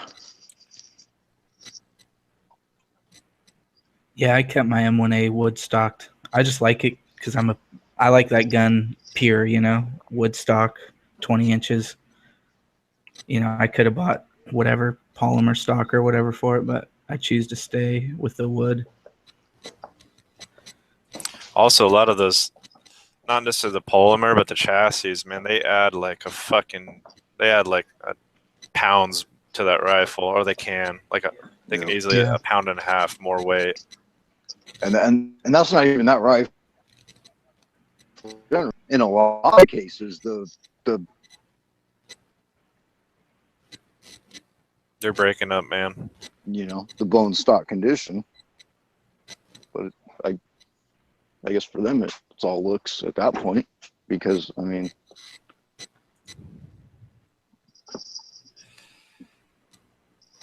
Yeah, I wish I could sell this small. Like I have like a big old fucking box full of all these parts that eventually I'll sell and get rid of. But it's just I got all kinds of shit that I took off that I wish I'd never bought, because I could have put that money to something else. But someday I'll sell it all off and hopefully, make some money back that I spent. we all Yeah, I go mean, through any our little serious- stages. I'm sure we all go through our stages with certain guns, though. I mean, Yeah, I mean, any serious gun buyer or collector will have that box of parts that's just fucking there, It's not even spare parts. It's just like superfluous. Like I got probably a couple Troy stocks in there. I got fucking a couple different pistol grips and Yeah. rails and Yeah, I got hand guards, fucking grips. fucking I tried out a hydraulic buffer that I think I used once and realized it just didn't do anything that a regular buffer doesn't do, and maybe it'll do something like somebody's got like a Beowulf fucking AR or something, but not with a regular 5.56. hey Gavin, have you talked to that? What was that company? Delta Buzzstock Tech. and Buffer Tube guys. Yeah, Are they- Delta. are they- Yeah, it's in the mail already. I Oh, sent right them. on. Yeah, like I sent them a picture of everything, so they couldn't even deny the fact that it was anything other than bad threads. And then they're just like, "Oh, my bad. It's in the mail now." Yeah, I went online. I went online last night and bought one. I just figured for the price, so I'll give it a shot. But there's tons of fucking bad reviews from them guys. Really? Yeah, I seen they were on the Better Business Bureau. Like I googled them first, and like some Better Business Bureau shit popped up, but that was years back. Yeah, Deadhorse says he uses them a lot, so I trusted his word. And the most recent stuff I saw was from early 2016. And I received two of those buffer tubes in the mail today, along with the lower parts kit and a charging handle from them. And I tested both of those buffer tubes and castle nuts, and mine were perfect. Same exact ones you got. What company is this? Delta Team Tactical. I have no. Yeah, I don't know who this is. They make a, I don't know if they make it, but they have a, what the hell is it, like $35 buttstock and buffer tube combo, and I figured I'll give it a shot. Yeah, I'm sure it was just something that slipped through the cracks. It wasn't their fault. Like they didn't do it on purpose or anything. I wouldn't say. Yeah, but if a company lets shit slip through the cracks, it obviously shows that they also don't care all that much. They're not. Yeah. I figure if it happens once, whatever. If it happens again. Yeah, I just don't ever want it to happen when I need it to not happen. Right. Or yeah, because that was the last piece I needed for this build. Or or I'm at the range and something happens and I lose a finger or a fucking eye. That's the other thing I don't want to. I mean, eyeball would be cool because then I could wear a patch and be all fucking cool. Solid Snake and shit. I have to learn how to shoot with my fucking other eye or something. But yeah, fuck that. I don't want to be. Yeah, I've seen enough failures. I don't. With fucking like high quality weapons, I don't want to tempt fate. Yeah, there was no way I was going to torque that castle nut down to make it fit. So, but I mean, they handled it right away and sent it right away. That's cool.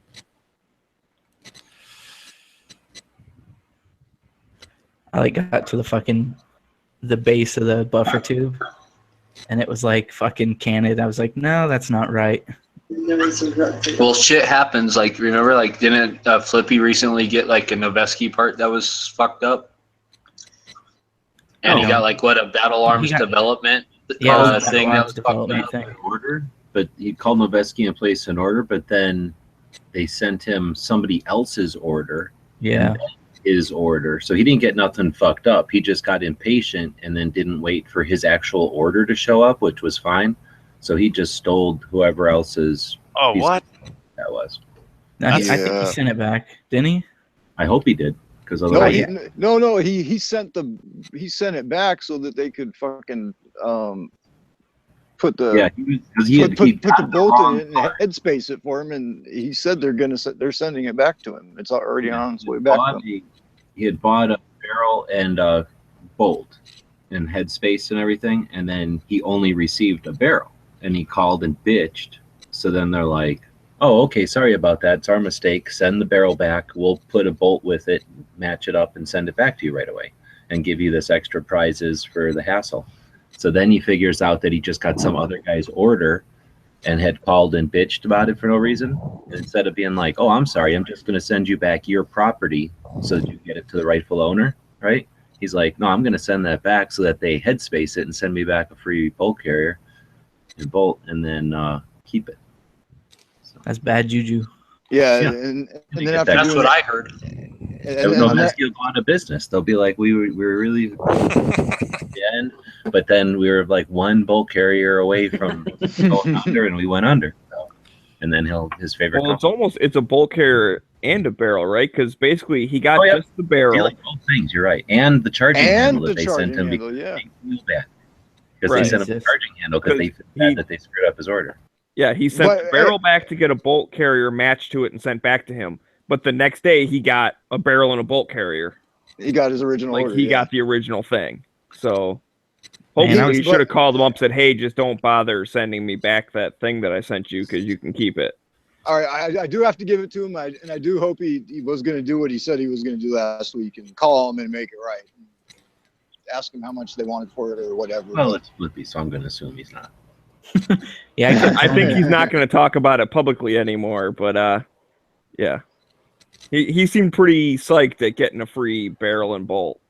It's Well, like, the dude's not poor, that's so not why cool. should he do that, man? Like, just morally, I'd feel like shit for doing that. But Dude, totally. That's like me with the But that's PSA because order. you have a soul. yeah, Well, that's like something similar like that happened. I ended up getting a oh my god, why can't I think of it now? Jaeger's friend, dude, sews all the shit. So SOE. SOE. Yeah, SOE. So, I got an SOE sling, and my mom got it for me for Christmas. So it was one of those things like I sent the link and said, "Here, just click this button, and then it'll show up on Christmas." Well, somehow they accidentally sent her 2 of them. Like she got one, and then a few days later she got another one, and she's like, "Well, maybe they like charged my card twice or whatever, or otherwise, like if they just charged it once, I'll send it back and blah blah blah." And I remember thinking, like in my head, because I know how he deals when people like Yeah, call I'm already customer picturing service, that like she would call up and be like, "Hey, you only charged me for 1, and you sent me 2 things. This is not correct."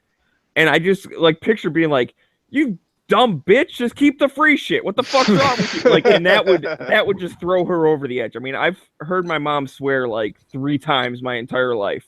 Now, obviously, she can hear it in real world, but she's a very nice lady. I hope she's not listening right now if you just called her a dumb bitch. I didn't call her that. My hypothetical SOE customer service called her that. But I just remember worrying. So I'm like, oh my God. Like, especially because, it'd be one thing if they messed up and she's like, "I just want the right thing." But like they accidentally gave her 1 too many. And I just like, oh, I hope it doesn't come. And I think what ended up happening is they did end up charging her twice.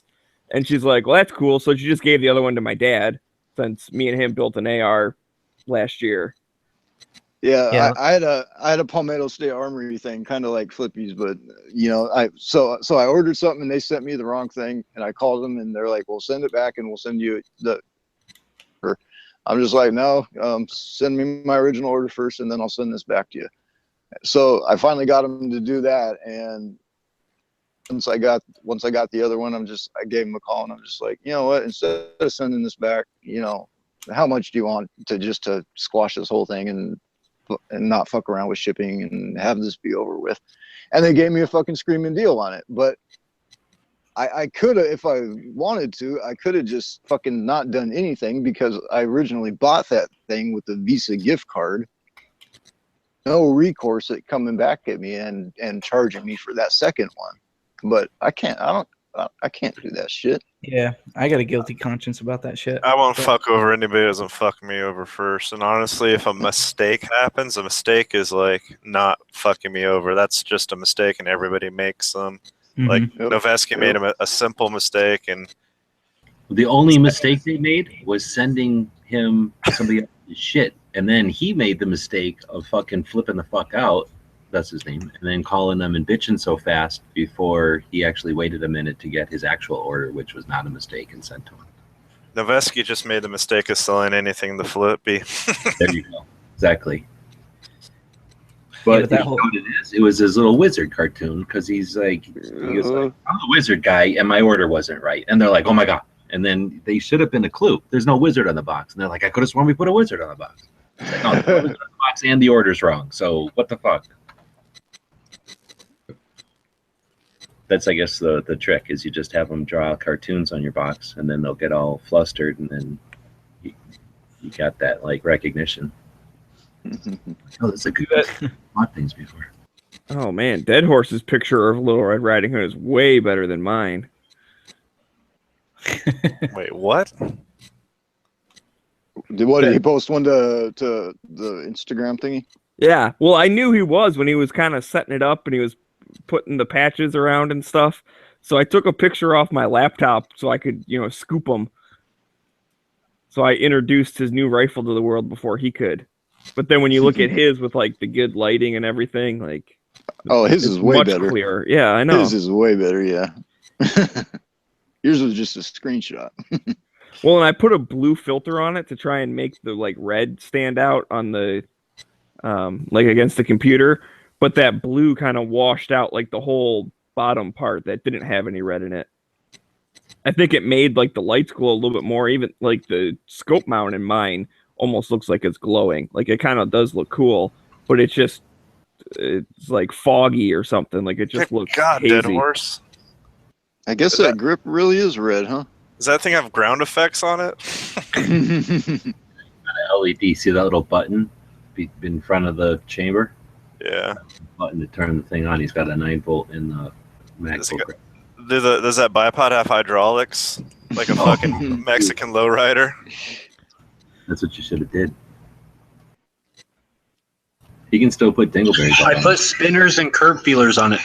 Nice. Can't you get M-Lock dingleberries for the bottom?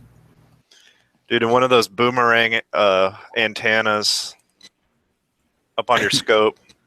Like the limo antenna? A DVD player that folds out of the magwell and pops over to the side, so you got the monitor. Man, that is way too bling for me, but still looks great. We did a 4-hour chat. He started with a pile of parts on a desk, and then we put it all together and let people ask some questions and shit. It was pretty fun. Ask him questions like, why the fuck are you doing that? What caliber is I it? explained why I was doing it like that. What caliber is it? 223 Wild. Oh, nice. So that was my build, just like my bling build. That build is like nothing more than just bling. That's really all it is, just because. Just a fun build. And yeah, for no purpose. But now you gotta wear it around your neck on a chain though now. with your big clock necklace next to it. To get into his blood gang, he had to make a red gun. Or when you start shooting it, that LED strip just melts and fucking drips all over your barrel. I am kind of interested about how that LED strip holds up to the barrel heat. They said it held up to 600 degrees. It held up to 600 degrees, so I don't ever anticipate running that gun, which is only going to be shot from a bench, ever that hot. Wait, the light in there has already held up to 600 degrees? Is that what you said? Well, it's twin. It came with two. Its twin held up to 6. I sacrificed its twin, and it held up to 600 degrees and still worked. Wait, that thing is actually lit up? I thought it was just the flash from the camera. No, he's got a LED. No, there's strip. an LED. Man, there's a 9-volt battery in the mag pull grip that you can barely see because it's. Oh my god! And there's a little button there to turn it on. Wow. Okay. It has red LEDs inside of the rail. I thought we were joking, but It's definitely, it legitimately has ground effects. With spiral fluting on a stainless barrel. Oh, good lord. Well, that's a thing. It's the new way it's going to be now. You know. Well, you watch. Just remember when you see other guys with ground effects on their ARs, like I was the first. See, all I do is just like mag dump, 3 drum mags and just get my barrel to glow that same color red. Yeah, exactly. Take a picture real quick. Yeah, right. Old school way of doing it. And then get your gas tube all piping red. Yep. So I figured you'd do one of the spiral gas tubes where you take the gas tube and plumb it in a couple of loopy-loops around the barrel, and then. The big tail gas tubes, those I tried one of those on a pistol, and I think they're kind of hokey. I don't think that they do anything. Oh, really? It doesn't want to go through like 6 times more distance than it was designed to do? Yeah, but I think it's the gas port location that's really the pressure that creates like the pressurization power, right? Not the length of the gas tube. I don't think the length of the gas tube really has anything to do with it versus where the gas port hole is located. The muzzle is, yeah. And then I guess how far away that is from the thing going off, but you should be able to do it with back pressure on with a muzzle device. Yeah, see, that's the thing, right? Is it the longer, like if the gas port is closer to the receiver, it's going to be a higher pressure because it has more time. Once the bullet is past the port, before it leaves the barrel, all that pressure just keeps building up and going through the gas port, right? It's higher pressure, but it's less volume.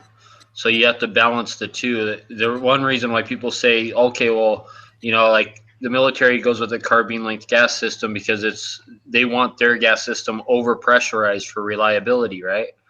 Well, people say, well, a rifle length gas system is more reliable than a carbine length gas system, and it doesn't have that high pressure. So what's causing that extra reliability? Well, it's the volume of gas. There's a lot more volume of gas in a rifle length gas system. It has a larger volume it's like comparing a 2-gallon compressor tank to a 10-gallon compressor tank. You can both have 135 PSI in each one, or even the 2-gallon can be way higher than the 10-gallon, but the 10-gallon has all that extra volume of air in it. So barrels kind of are like the same thing. So you have not only the pressure difference, you have the volume difference. I'm just going to shoot black powder from now on. This is too complicated. Muzzle loader AR. Now you're talking. There you go. Next build. Dead Muzzle horse. loader AR, is that a challenge? No. A black powder AR, I hear that as a challenge. No, they already sell those in California. That's their assault weapon.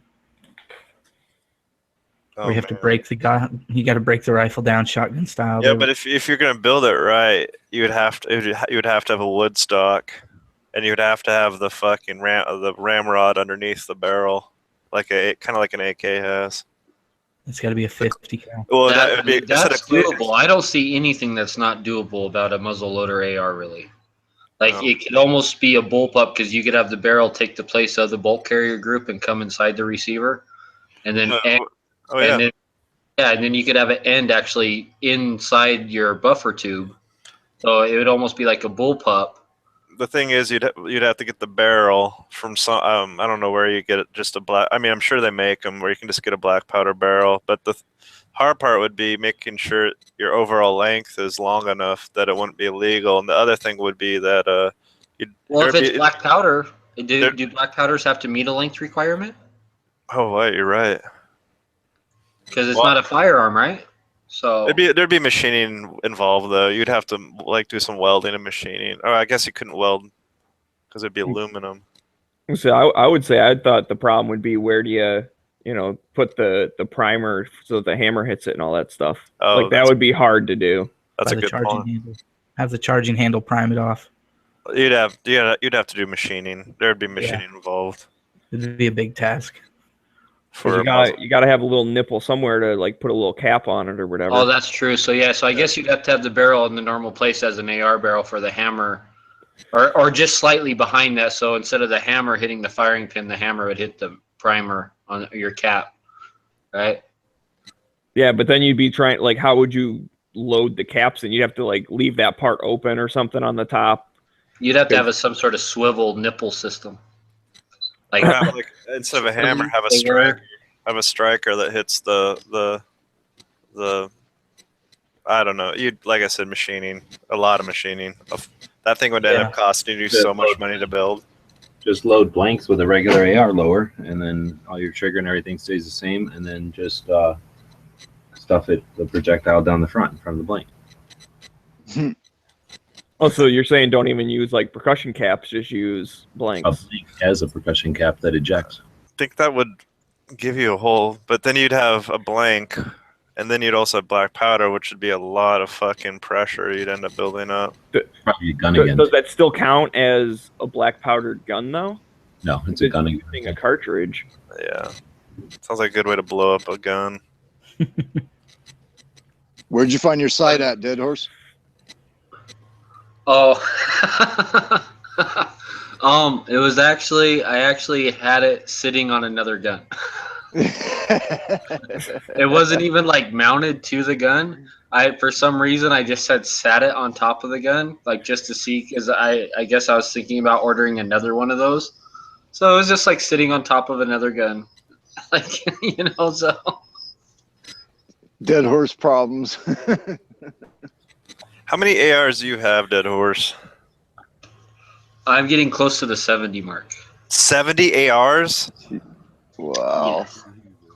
70 AR-15s. You got to think I built a dozen just in the month of September. But all your ARs are built by you, right? All of them except for, I think, 5. I think I have 5 factory ARs. I have my Armalite, my Colt, my 2 M&Ps. Good fucking lord, dude.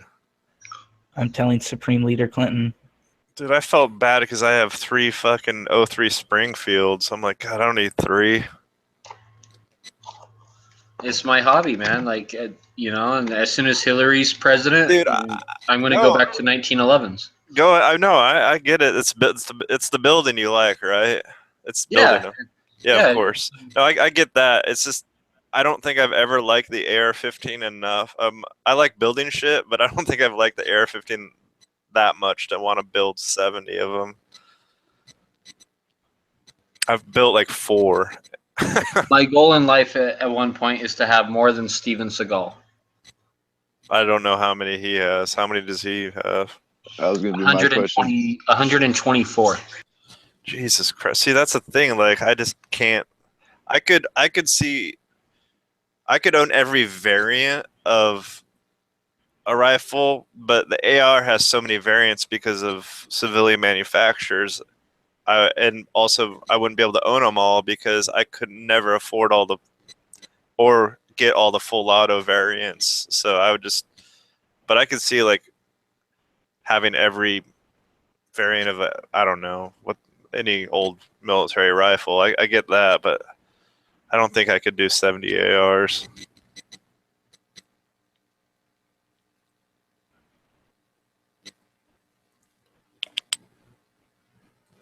Well, it's almost like if you were a car guy and you build cars from the ground up, and each one of them's your baby, I guess. And yeah, but that's like such a slight variation on a theme. You know what I mean? Yeah, that's not just building a bunch of different cars. That's like building like every year Corvette or something. Like they're still all or that would be similar. like that would be like you would have a bunch of different years, but then you also have like 20 of the exact same year. It's just the subtle variations. Well, there is so many variations with different barrel profiles, different rails, handguards, stocks, bolt carrier groups. Do you have any coatings? Did you build any historic variations, like what's Flippy's been trying to do lately? Well, I think his are more like movie variations. Well, but He's like, trying to build right now. He's trying to build one of the rifles the Black Hawk Down guy used. One of the Black Hawk Down.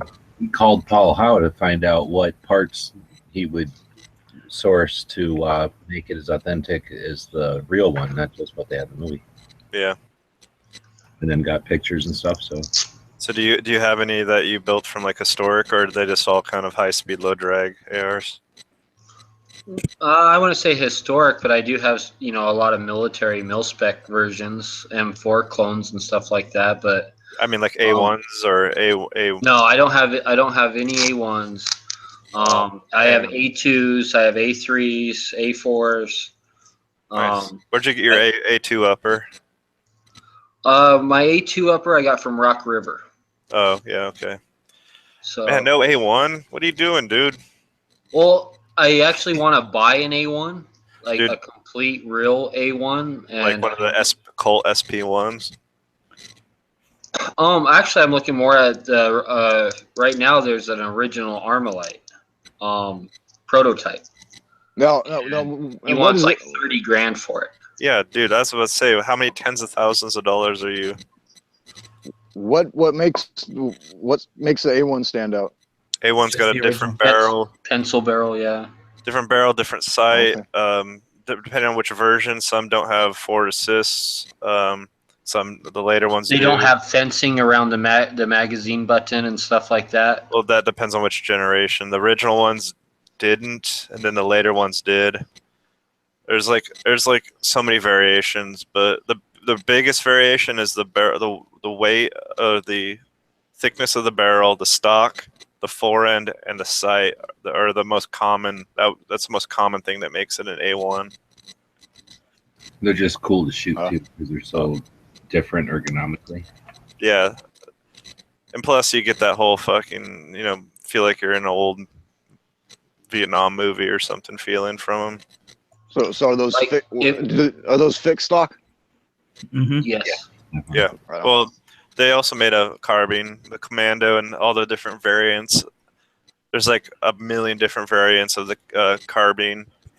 The A1 stock's exactly like the A2 stock, but just a hair shorter by like half an inch. The butt plate's different. The material they used is different, and then the A1 stock, like he said, is shorter. Or cleaning kit, and the other one don't anymore. The A2 stock had the door for the cleaning kit. I don't know if the A1 did or not. Now I heard someone, maybe PBR, maybe you know the answer to this. Someone told me that the original A1 parts were made out of the same shit that AK mags. What's it called? Bakelite? Bakelite, yeah. But I was always understanding that just the grips were, and that like the stock and the handguards were made out of nylon.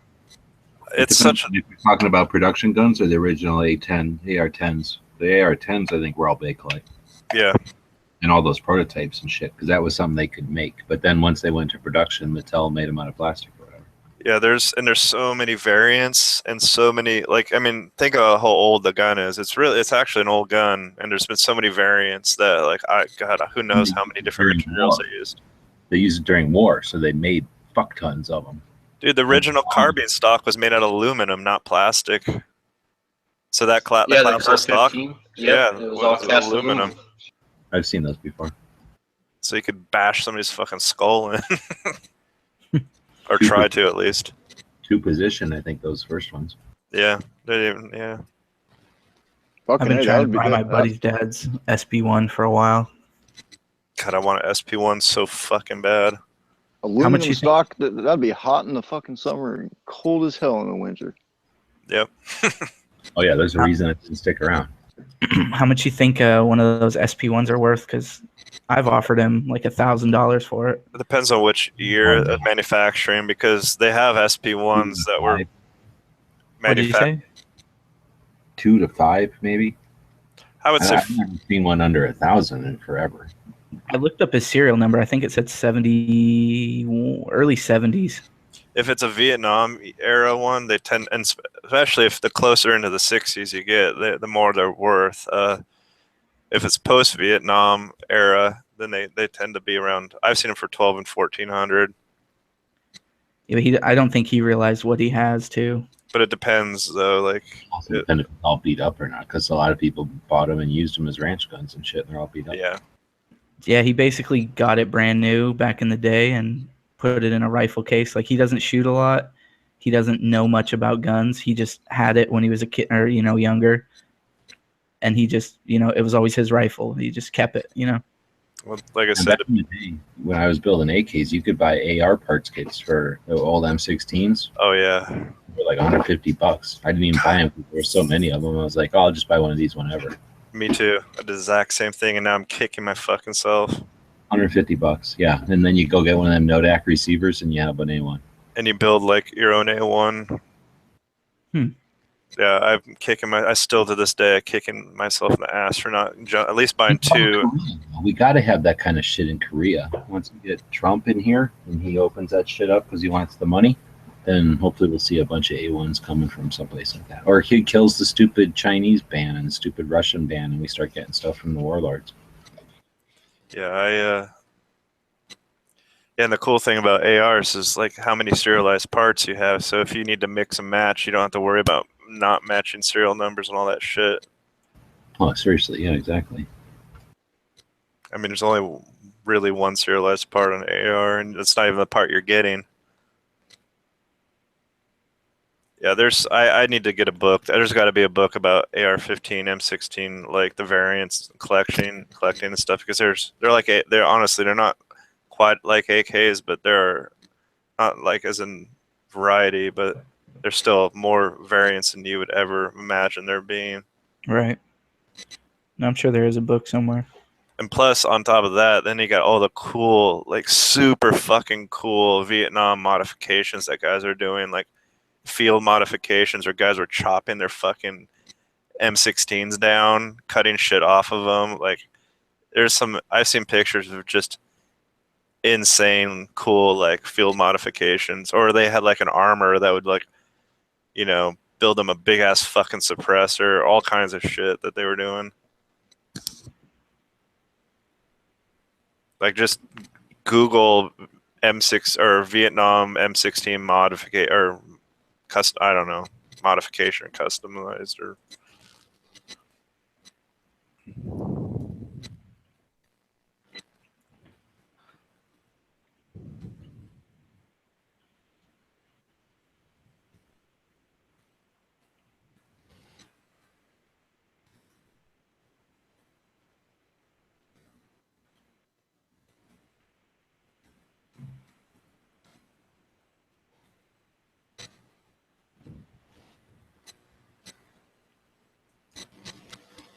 Or maybe that's not the right. I know I've looked it up before and just found all these crazy pictures of like chopped down, different, like all kinds of different shit chopped down.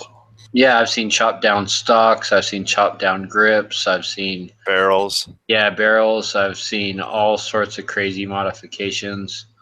I've literally seen like the old, like, I don't know if they're aluminum or steel, but like silver flashlights from like the 50s, right? Like, even though this might have been like in the late 60s, but like if you see the flashlight, you think, oh, that's a flashlight from the 50s, like literally like taped or tied to the side of the gun as a weapon light. And just, I mean, but in Vietnam, they're doing this in Vietnam and stuff like that. So if they were on the battlefield and they had an issue with their weapon and saw a solution, I mean, of course they're gonna fuck around with it and try to improve it if they can for whatever mission they're doing. They had they like really did use condoms, right, and a rubber band over the barrel to keep rain out of the barrels and shit.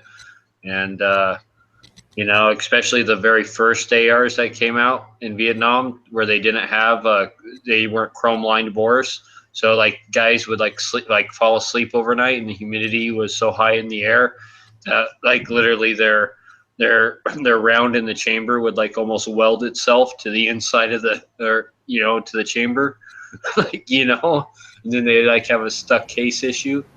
I heard they used Ian condoms because they'd fit on there better.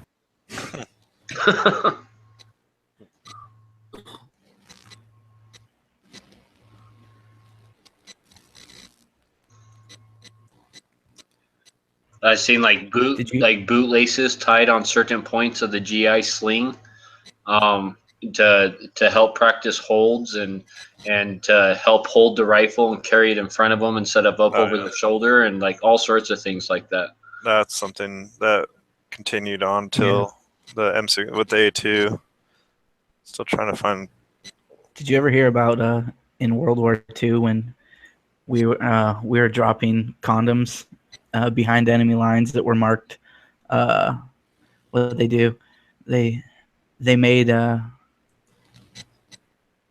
oh man,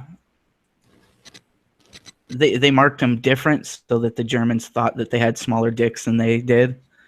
I don't remember exactly what they did, but it was just some psyop Like shit that US. we It did. was super large condoms. or something. US small. Yeah. Oh yeah, that's what it was. Yeah, it was super large and marked. Yeah, that's funny. I thought that was pretty funny. That's hilarious. It's worth doing. Mhm. I mean, it doesn't cost much, and it's got to be a fuck, just to fuck with them. The morale is a big thing in war, right? So when things like that make you think psychologically, it plays into you psychologically. The morale goes down, and they don't fight as hard. Totally. If you can get into their head in any fucking way. I mean, They're probably like, by I all hope I don't means. get captured and raped by a big old American dong. Wait a minute. I don't know what you think happens in the military, but ain't capturing or raping anybody. Well, I wouldn't know. I'd never. Not at least not Germans. Now, I've read and heard several stories about how the Japanese would tell their soldiers about how evil Americans were and how they would like cut them open and do and torture them and all this stuff. That in definitely World War II. Did that ever happen in Vietnam, where the Vietnam telling their own soldiers like, "Oh, like Americans are so evil and they're gonna cut you open"? And is that why they were doing stuff like? There isn't a war where that doesn't happen. Yeah. Trust me. They did We that do it to especially them. in Vietnam. That's how they got all those civilians to hate us when they never even heard of us before. Although they just said we're like the French or something, so it's not like they had to. I mean, we demonize the enemy too, so I mean, it's nothing new. No, we quit doing it though. So if you read Lieutenant Colonel Grossman's On Killing, he goes into how we did do that back in the day, definitely in World War II.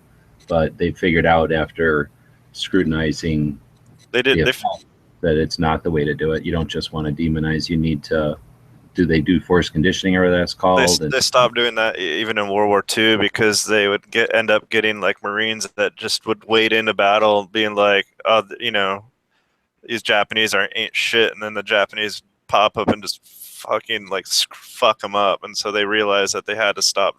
I mean, you could do that to the people in the on the home front to get them wound up, so they go work in the factories and donate money and time, and try to But like as far as training, they realized like right away that it wasn't World War I anymore, and you couldn't just like. You couldn't just lie about your enemy's capabilities because you just end up getting guys killed. And then it continued on until now. That's like it would be unheard of to do that now.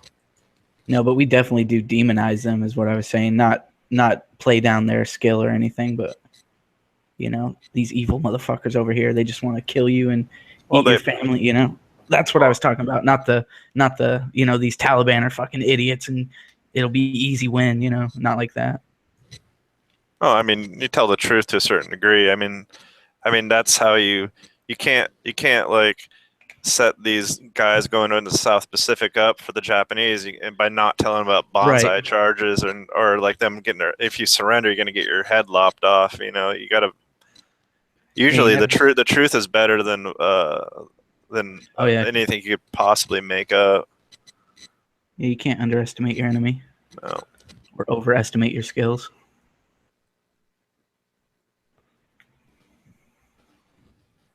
I've been reading about that shit for a while now, and it's funny because, like, especially early in the war, World War II specifically, like, they were like, this is what we thought, and then later on I figured out the reality, and the reality was something so far fucking different than anything I could have thought. Holy shit, look at this fucking field customization. That is. Oh, that's a big link. Such a big link. Yeah, lerp. You see a lot of lerps. Lerps will definitely be having like any reconnaissance guys will always have like crazy equipment. Like the fucking I the love fouls with no hand guards and a grenade launcher under it. Yep. They Yeah. would. You'd see these pictures very few and far between back in the day, though. So I always cherished them when you'd see stuff like this with the field mods. Here's one of the suppressors I was telling you about. You can totally tell that this is like a unit gunsmith. Well, didn't they start doing the master key thing in Vietnam? Fucking chopping down a shotgun. Yeah, but it wasn't for opening doors. It was for Right. mowing fucking clearing just mowing through the Mowing jungle. Charlie. The jungle's so dense in places that you'd be so close. I mean, you could spray a magazine at them, or you could just fucking pop off a fucking couple rounds of buckshot and get the same effect. Yeah, that was the first dissipator right there that you posted, PBR. You know that? That's where the first dissipators came from, was from in the field. Yeah. Yeah, there's a lot of cool stuff that happened during that time period that, like, honestly, like, let's face it, like, we're, building, 70 ARs, you're basically doing what they were doing back then. It's the same thing. Oh yeah, they were camouflaging them. I mean, they were doing everything. You had to, like, and plus it became like very personal, like, right, like this, like, like this rifle is mine. There may be many like it, but like this rifle's mine, right? There's a cool picture of a commando variant. I can't tell you which one because there's so many of them. I don't know all the variants, but that's definitely some kind of commando.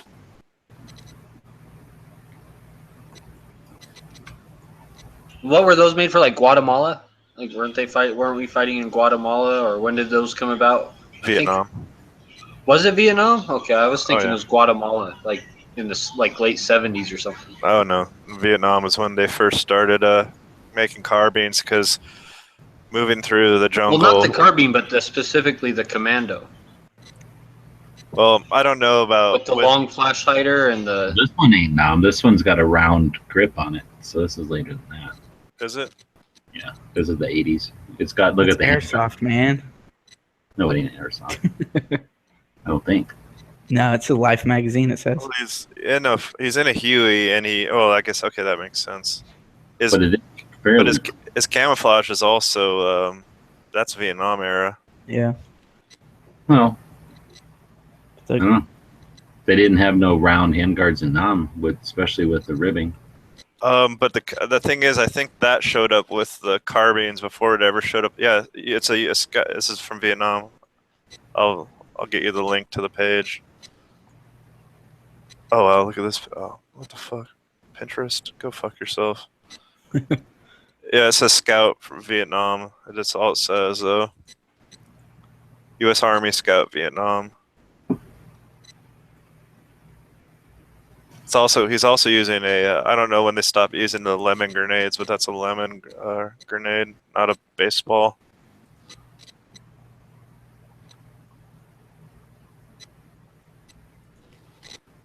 Oh yeah, here's another picture of the round handguard from Vietnam. So maybe it started in probably the late Vietnam. I'd imagine, like the very end of it.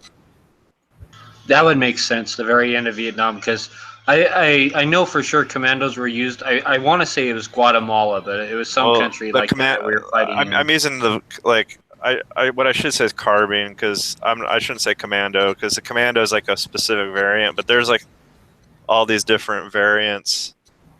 I mean, there's so many variants of the carbine, more than the rifle. Oh, here's another. Oh wow, look at this. This one's crazy too. I've heard of not only unit-specific like carbines, but I've heard of mission-specific carbines where they literally set up carbines for a very high-profile specific mission. Yeah, this one that gives you an idea of how many different variants there are. This one's got to be late too because he's got a 30-round magazine. Yeah, I don't know. I want to say that the round handguards came somewhere around when the carbine first came out. That the handguard did.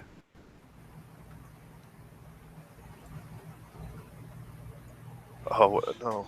Or, okay, that's weird.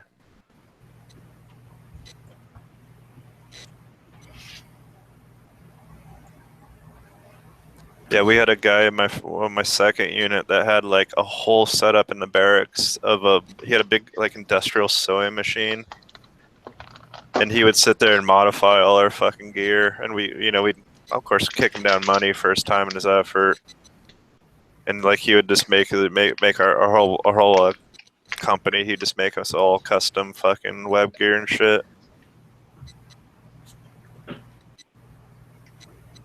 I mean, that's totally different than a rifle, but same principle though. Yeah. Oh, what? This guy's a fucking boss. I could look at these pictures for hours.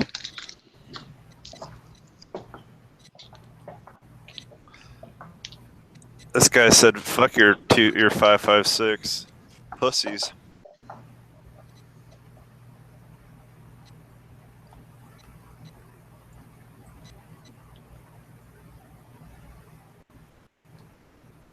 Oh, what?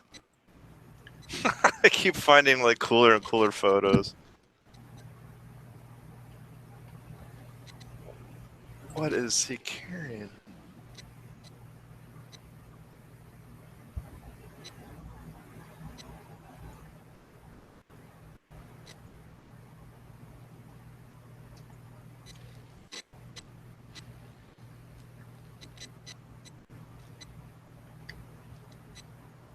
So that AR chat today, was that just, hey, we got some airtime coming up? What do you guys want to do? Or what? No, we planned it since Heavy did it on Friday. I was like, oh shit, that works out pretty cool. That was a pretty cool deal. Oh, right on. And we planned it and we did it. Yeah, that was cool, man. Yeah. Like I say, they did it more like just a chat. I figured if we could keep it on subject, then if anybody watches it and then we do it again in a couple of weeks, then I assume we'll get even more people come in with specific questions, and it won't be as unique a build. Probably it'll be whatever you said it'll be. So it'll be more straightforward, I mean. And maybe we'll have a bunch more people with some questions or whatever.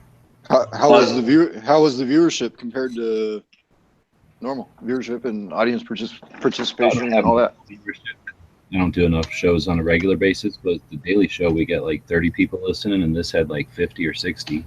So that was better. Matt gets 100 and something, so compared to there, and then Yankee gets like 500. So I don't know. We used to get hundreds, but it's not the old days no more. But it's also the first one unscheduled. We just did it. So now that people know we'll be doing it again, maybe we'll get more people showing up. After this election, I'm sure if things go crazy, I'm sure it'll pick up again.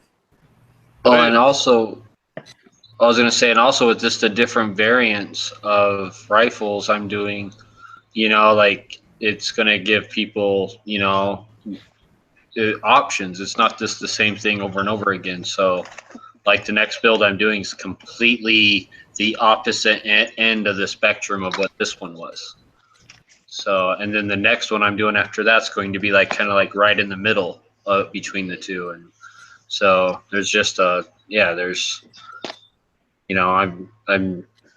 do a whole array of the spectrum from cheap budget to very high quality, built for war gun to, again, like I did tonight, which is just, outrageously like ridiculous. I didn't know they used AMD 65s in Vietnam. Well, whatever was there. That's crazy. I've never. Yeah, that's crazy. I've had opportunities to talk to people who've done things that I'm sure it's not secret anymore, but just because I don't know, whatever. There was all kinds of sources for stuff to get things accomplished because that was a pretty clandestine war on the edges. Oh yeah. I mean, I get like, I guess why would you not see a variety of arms like in Afghanistan you just see fucking everything, like anything. It was like being in a fucking AK wet dream, except a lot of them were trashed, but And a lot of Lee Enfields. not a lot, not as many as you'd think, but Well, occasionally. we found a lot. We probably found one. I just watched Dogs of War today, and I don't know if I must have seen it before, but I definitely didn't remember it. So it was pretty cool seeing it again or seeing it. Remember what I'm talking about? Dogs of War. Oh yeah, that's the Christopher Walken, right? Yeah, I forget where it is. Someplace in Africa. He gets asked to go down there and basically start an insurgent. Yeah. And yeah, really neat. But that's reminded me of when you said what you're gonna find. Who the fuck knows? Because you get CIA doing this, you get somebody else's CIA doing that, and they're just like, yeah, let's source these from Israel, or let's get these from Hungary, or let's get these from Italy, and they came from Israel, or who the fuck knows? Trying to keep things difficult to trace. And you're gonna find all kinds of crazy shit, I'm sure. Yeah, and on top of that, you got the French there before you, and then the Russians and the Chinese bringing stuff in. And they dropped or got stolen, got killed, and their equipment moved along. Check out these 4 dudes, man. There's That's a data right there for sure. But that looks like, is that a 5.56 still? What are you talking about? Or what do you call it? The dissipator, right? Where you got the handguard all the way out to the barrel. But that looks like he cut it down himself because there's no flash hider. Yeah. Yeah. I've always thought that, except the bayonet. Like, why would you want all that stupid barrel out the end? It's stupid. But then again, you got 3 different, then you got a guy with the FAL. And then you got on the guy on the left, he's got a 203, whereas the other 3 guys, I don't know what the guy with the FAL's got, but those other 2 guys, that's pre. Yeah, what the fuck? That's just some goofy ass rigged thing. It's probably an M79 taken apart. What else would they have? Except the M79 breaks in half, and you wouldn't. I don't know how would you load it if you. Could. Yeah. But those are the original 203s, which weren't 203s. I don't know what they're called on the end. The guy with the FL, I don't know, but then the guy on the end, he's got the more modern 203. And he's got all the grenades. So those other guys maybe just have something else under there, maybe a single shot or something. I'm gonna have to look that up. But they're all wearing slant pockets. Those guys are something. Yeah, I think they're LURPs. What does it say? Oh no, these are Australians. That's SAS. No wonder that guy's got a FAL then.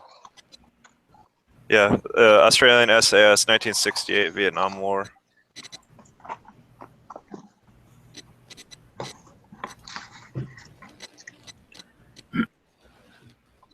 Yeah, we would always find Lee Enfields and those Russian submachine guns. Oh, the PPSH? Yeah, we would always find those in Afghanistan. Yeah, because they're... Because the Russians. Yeah, the British Russians and way before them. Lots of 74s. And then you'd see Khyber rifles that are just hot, like a half 74, half 47, or AKM, I should say, not 47. You talking all those? Have you seen? Oh, there's a documentary about the Pakistan gun market or whatever. Yeah, the Khyber Pass. Yeah. It depends on where you are. I saw quite a few Khyber Pass rifles that would have the 74 fully in stock, but they'd be basically an AKM. Yeah, I was in Helmand the whole time, so we didn't have much of those. It was just a lot of those AKs, 47, 74s, RPKs, Dushkas, and the PPSH, and a lot of Lee Enfields and Mosins. Yeah. Yep. God, what was I just looking at a picture? I was somewhere and it was like, I think it was Iraq, where they were finding like M1 Garands and shit. Yeah, that don't surprise me. Because apparently we gave the Iranians a bunch of Garands back in the day, and then they ended up fighting, when they had the revolution, ended up fighting the Iraqis. I guess a bunch of Garands got used and eventually fell into Iraqi hands, and God, fucking who knows. That shit's Oh wait. Okay, here you go. The XM 148 is the pre 203 203. Now they have the fucking X or the M3 320, the 320. That's like the new one. I think it loads from the side instead of from. I don't know. Dude, I forgot the fucking bejeweled butt stocks that they always did in Afghan. Oh yeah, it fucking bejeweled. Dude, Is yeah, that what they you said? yeah, they would jewel everything, and I remember. Yeah, they customize it for their own personal like whatever reasons. Dude, check that fucking rifle out. I think it looks like a chain for a sling-looking thing. Oh, dude, that's a Martini Henry. Yeah, it's crazy. Or Henry Martini Henry Martini, whatever, I don't know. Or it was before it. Shit, dude. So we would get ready to take these guys out. They would have totally bejeweled weapons, wearing gold watches and flip-flops, and sometimes like little ballet slippers. My Like, favorite was when they would take their fucking butt stocks off and chuck them. Oh, they and just running around with the AK with no fucking stock at all because they didn't because it was easier to carry and it was shorter. Then they would have that little tang sticking out. Yeah, which was usually where they'd stick their fucking sling through, which is always I'm like, God damn it, dude! But taking one of Have those a tangs receiver to the block head- or anything on it? What's that? I said they didn't have any type of receiver block or anything on it. It was just open ended. Yep. Here, I'll show you a picture. I Oh, found one. They literally. Oh, some of them. It depends. It depends on how eight up usually is the. But they would just like yank. It was usually the police, is what I noticed, would do that a lot. Is they would just take the stock. They would unscrew the fucking screw and just pitch the fucking stock. And Yeah, then, there's a picture right there. That last link. yeah, there you go. Oh my god, that's ridiculous. They're kind of tactically retarded. Yeah, that like what if you have to operate it one handed or something? You know, I don't know. Well, that's like I Dude, said. they just do the Afghani squat, dude. You fucking squat and shoot over your head. So why do you think why do you think they did that? Do you think it was because they were in vehicles or No, to make it more compact to carry. I mean, really, it's just them trying to make it easier. Anything easier. It has no other significance other than making it easier. That's More concealable. God, that's what generation AK is that? That's a type. What type is that? G, are you still here? It's not a type 3. I was watching some. He put a link. That second link is an AK. I want to say it's a type 3. Oh, it's probably No, a type 1 because it's type got that 1, yeah. something at the back. The type Yeah. 2 would have got it less, and then the type 3s are. Yeah, that's a type 1. Holy shit, dude. That belongs in a museum. That's Where's probably that? squashed by a tank now. Yeah, they're. I don't know. Like I said, it really depends on the training. If the more training they have, the they don't do stupid shit like that. But if they're just like some ANG or the police, though, like the different police forces too, man, they don't have any kind of training at Yeah. all. They're more worried about their chai boys. Oh God, don't even remind me. You homesick? No. I'm just kidding. Oh my god. This fucking this fucking gun.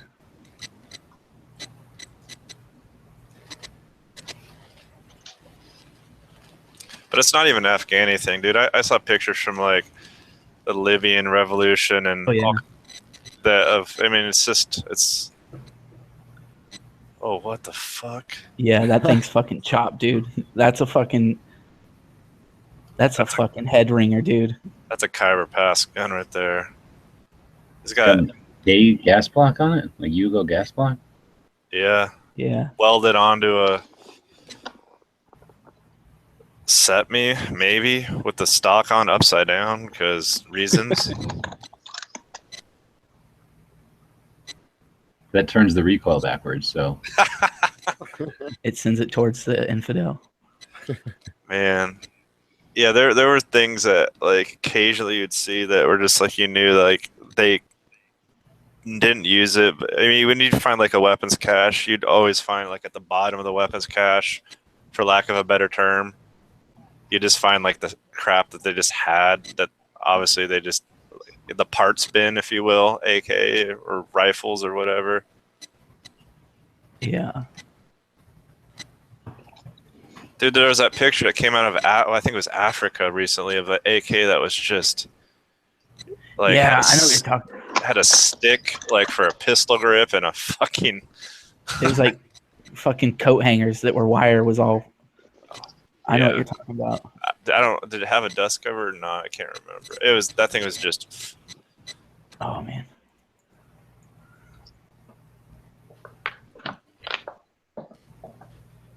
Oh yeah, here you go. I found it. Yeah, no dust cover. It's all yeah, it's all pitted and shit with a fucking. Yeah, here you go. A carved stick as the grip. Yeah. Yep. They just whittled a fucking stick and put it as a grip. No dust cover, no trigger guard.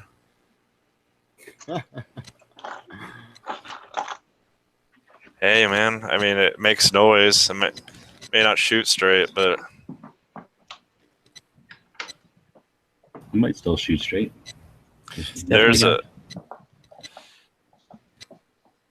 occasionally like if something interesting got found, they would send it like I don't know where they'd send it to, but it'd go up the, for lack of a better term, it gets the weapon to get sent up the chain of command, and eventually maybe it would fall into like a. I don't know. I've seen the Marine Corps pictures of the Marine Corps AK collection, which is fucking sane. But it's just for as long as they have been meeting the AK in battle, they have been collecting like different variants, and those are the AKs that were used in that book. The Grim Reaper. A lot of them are from that collection.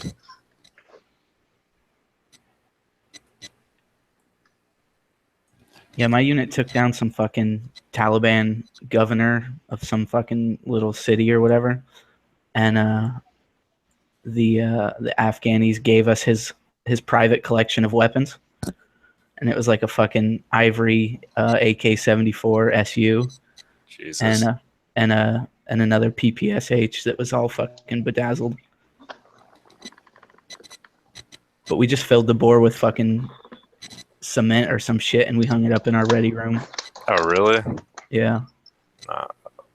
We were usually those things. If it was something, well, it depends. If it was some fucking like fucking tribal leader, and fuck him. But my friends that went to Iraq would like they would find crazy shit like STG like 44s and stuff, Right. and they would fucking send them up the chain of command to like either be decided whether they would be sent back to the U.S. as like at least a museum piece, or but they rarely the ones I doubt they fucking, because it's a military, they don't have to fucking abide by any stupid fucking laws.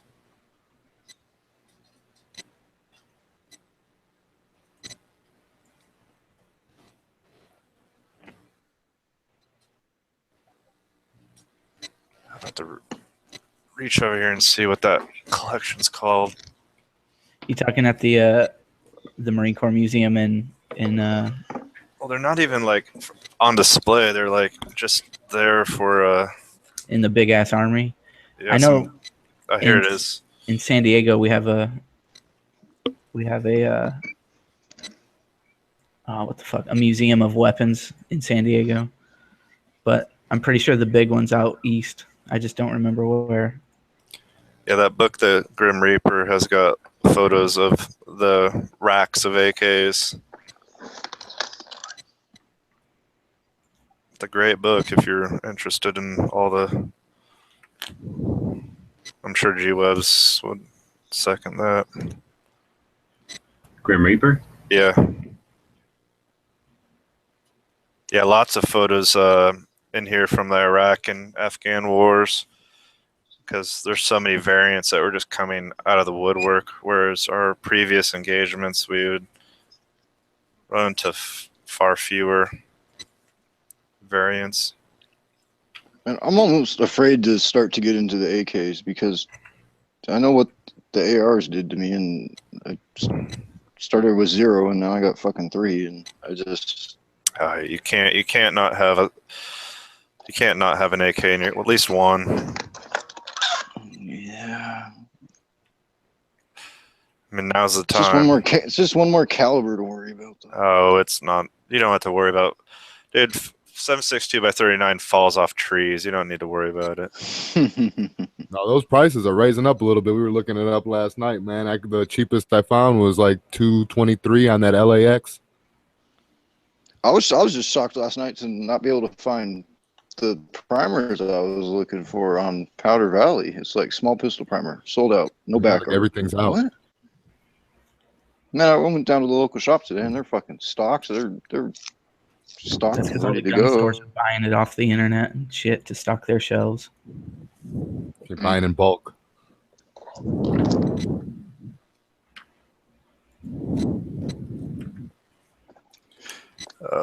Come on. Courtesy of U.S. Marine Corps National Museum, Quantico, Virginia. Yep.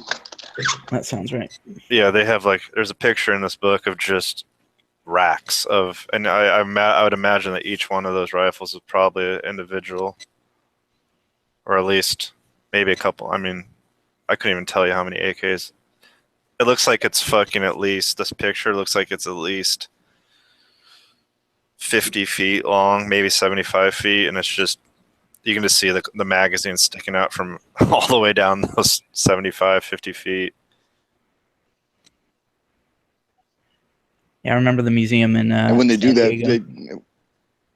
What's that? And when they, I was just gonna say, when they do that, each one documented as exactly where it came from. Oh, I'm and, sure. Yeah.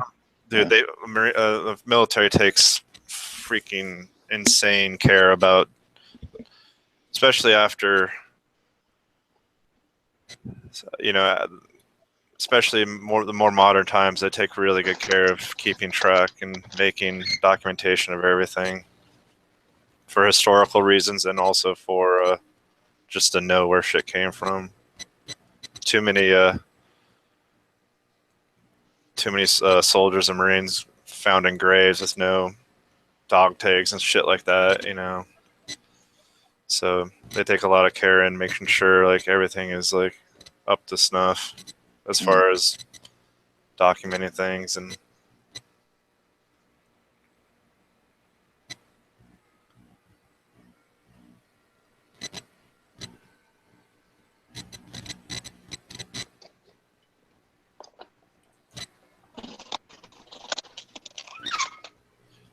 I had a short stint in Fort Benning working in the infantry museum before they built the new one when it was in an old mansion, and got to go downstairs and look at their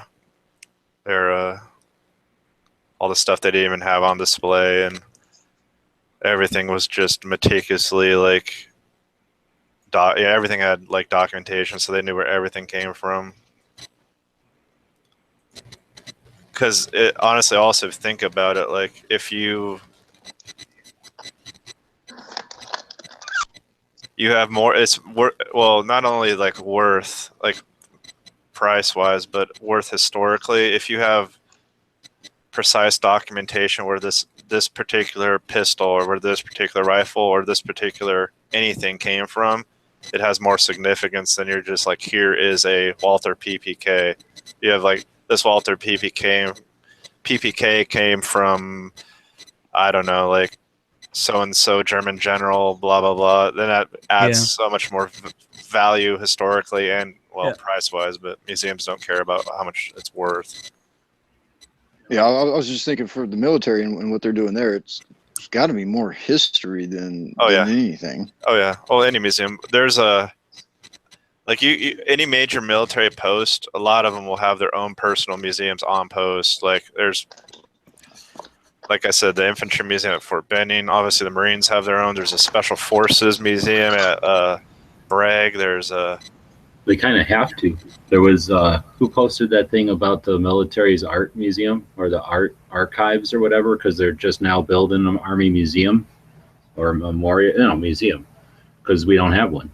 Everybody else fucking has one. But anyway, I don't think there's the warehouse is kind of full. In other words, like wherever the army stores everything. So I think it's up to the different bases and forts to have their own histories. Yeah. Or in their own.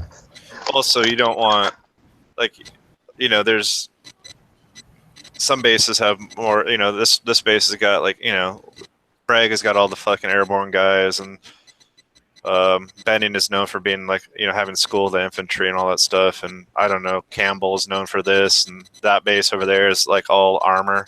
You don't want. Yeah, it's like you can't put it all in one place anyway, because this army's too fucking big. And also, you don't want. Who wants the fucking? You don't want the. If there's, I don't know, you don't want the infantry museum at the fucking armor base, and you don't want the armor, over here. You want everybody wants to be in charge of their own niche. Yeah, and I'm sure they take more care that way too. Oh yeah. I don't know. I love that shit, dude. If you ever get a chance to, like, I haven't been, like I said, I haven't been to the infantry museum since it changed into its new location. But so I don't know if it's as good as it used to be, but they had so many cool everything. They had like multiple Gatling guns from every era. They had cannons from the Revolutionary War. They had like the millionth like grand, or the first whatever, or the I don't know. They had every, like, all these serial numbered, like, special serial numbers. Maybe not the millionth, but like the 100,000th or whatever, like grand. Or they had prototypes. They had like trials guns. They had like a Heckler & Koch G11 and this Steyr that I've never seen before, like a crazy weird Steyr that looked like a Steyr AUG on crack. They had all these like weird prototype AR-15 variants, and they have like this general's like custom like engraved personal like handgun, and this Nazi general's like jeweled Walter PPK. Like it's just like insane weapons.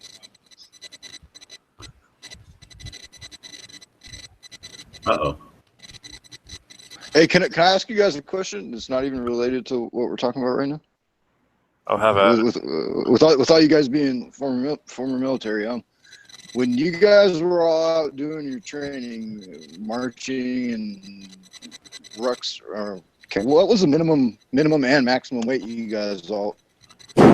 Jesus, you guys were carrying. That's minimum weight would be you're not carrying anything. Maximum weight is you're carrying way fucking too much. Yeah, it all depends if you like carrying, Probably not that much.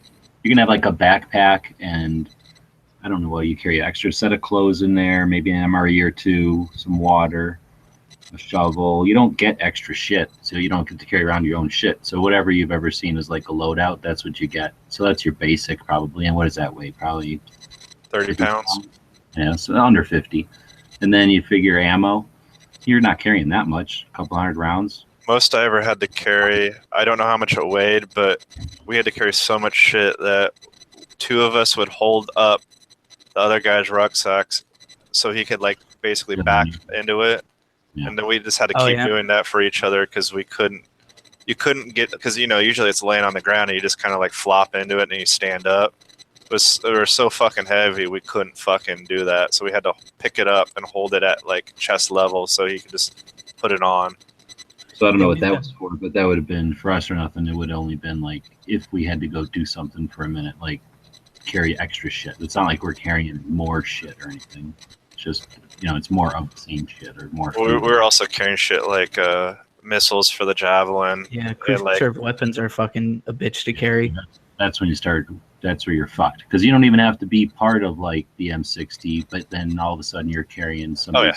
Yeah, like Everybody's carrying a box of ammo for the 240. Everybody's carrying 3 mortar rounds for the 60 mortar.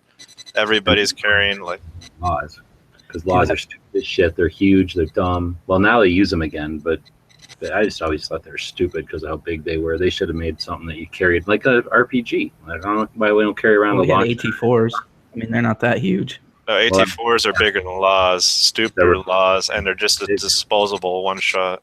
Yeah. Except they couldn't be destroyed, but I don't think they lasted very long. They're getting then back. way bigger shit, and they gave you back laws. They're starting to use the Carl Gustav more, the recoilless rifle now. That which thing's is cool. fucking badass. But still, somebody's fucked with having to carry it unless it breaks in half, Mhm. and then 2 people, and then another bunch of fucking people have to carry around their fucking rockets. Well, they just treat it like another crew-served weapon. Yeah, dude, the fucking mortar base plate. That thing is fucking heavy.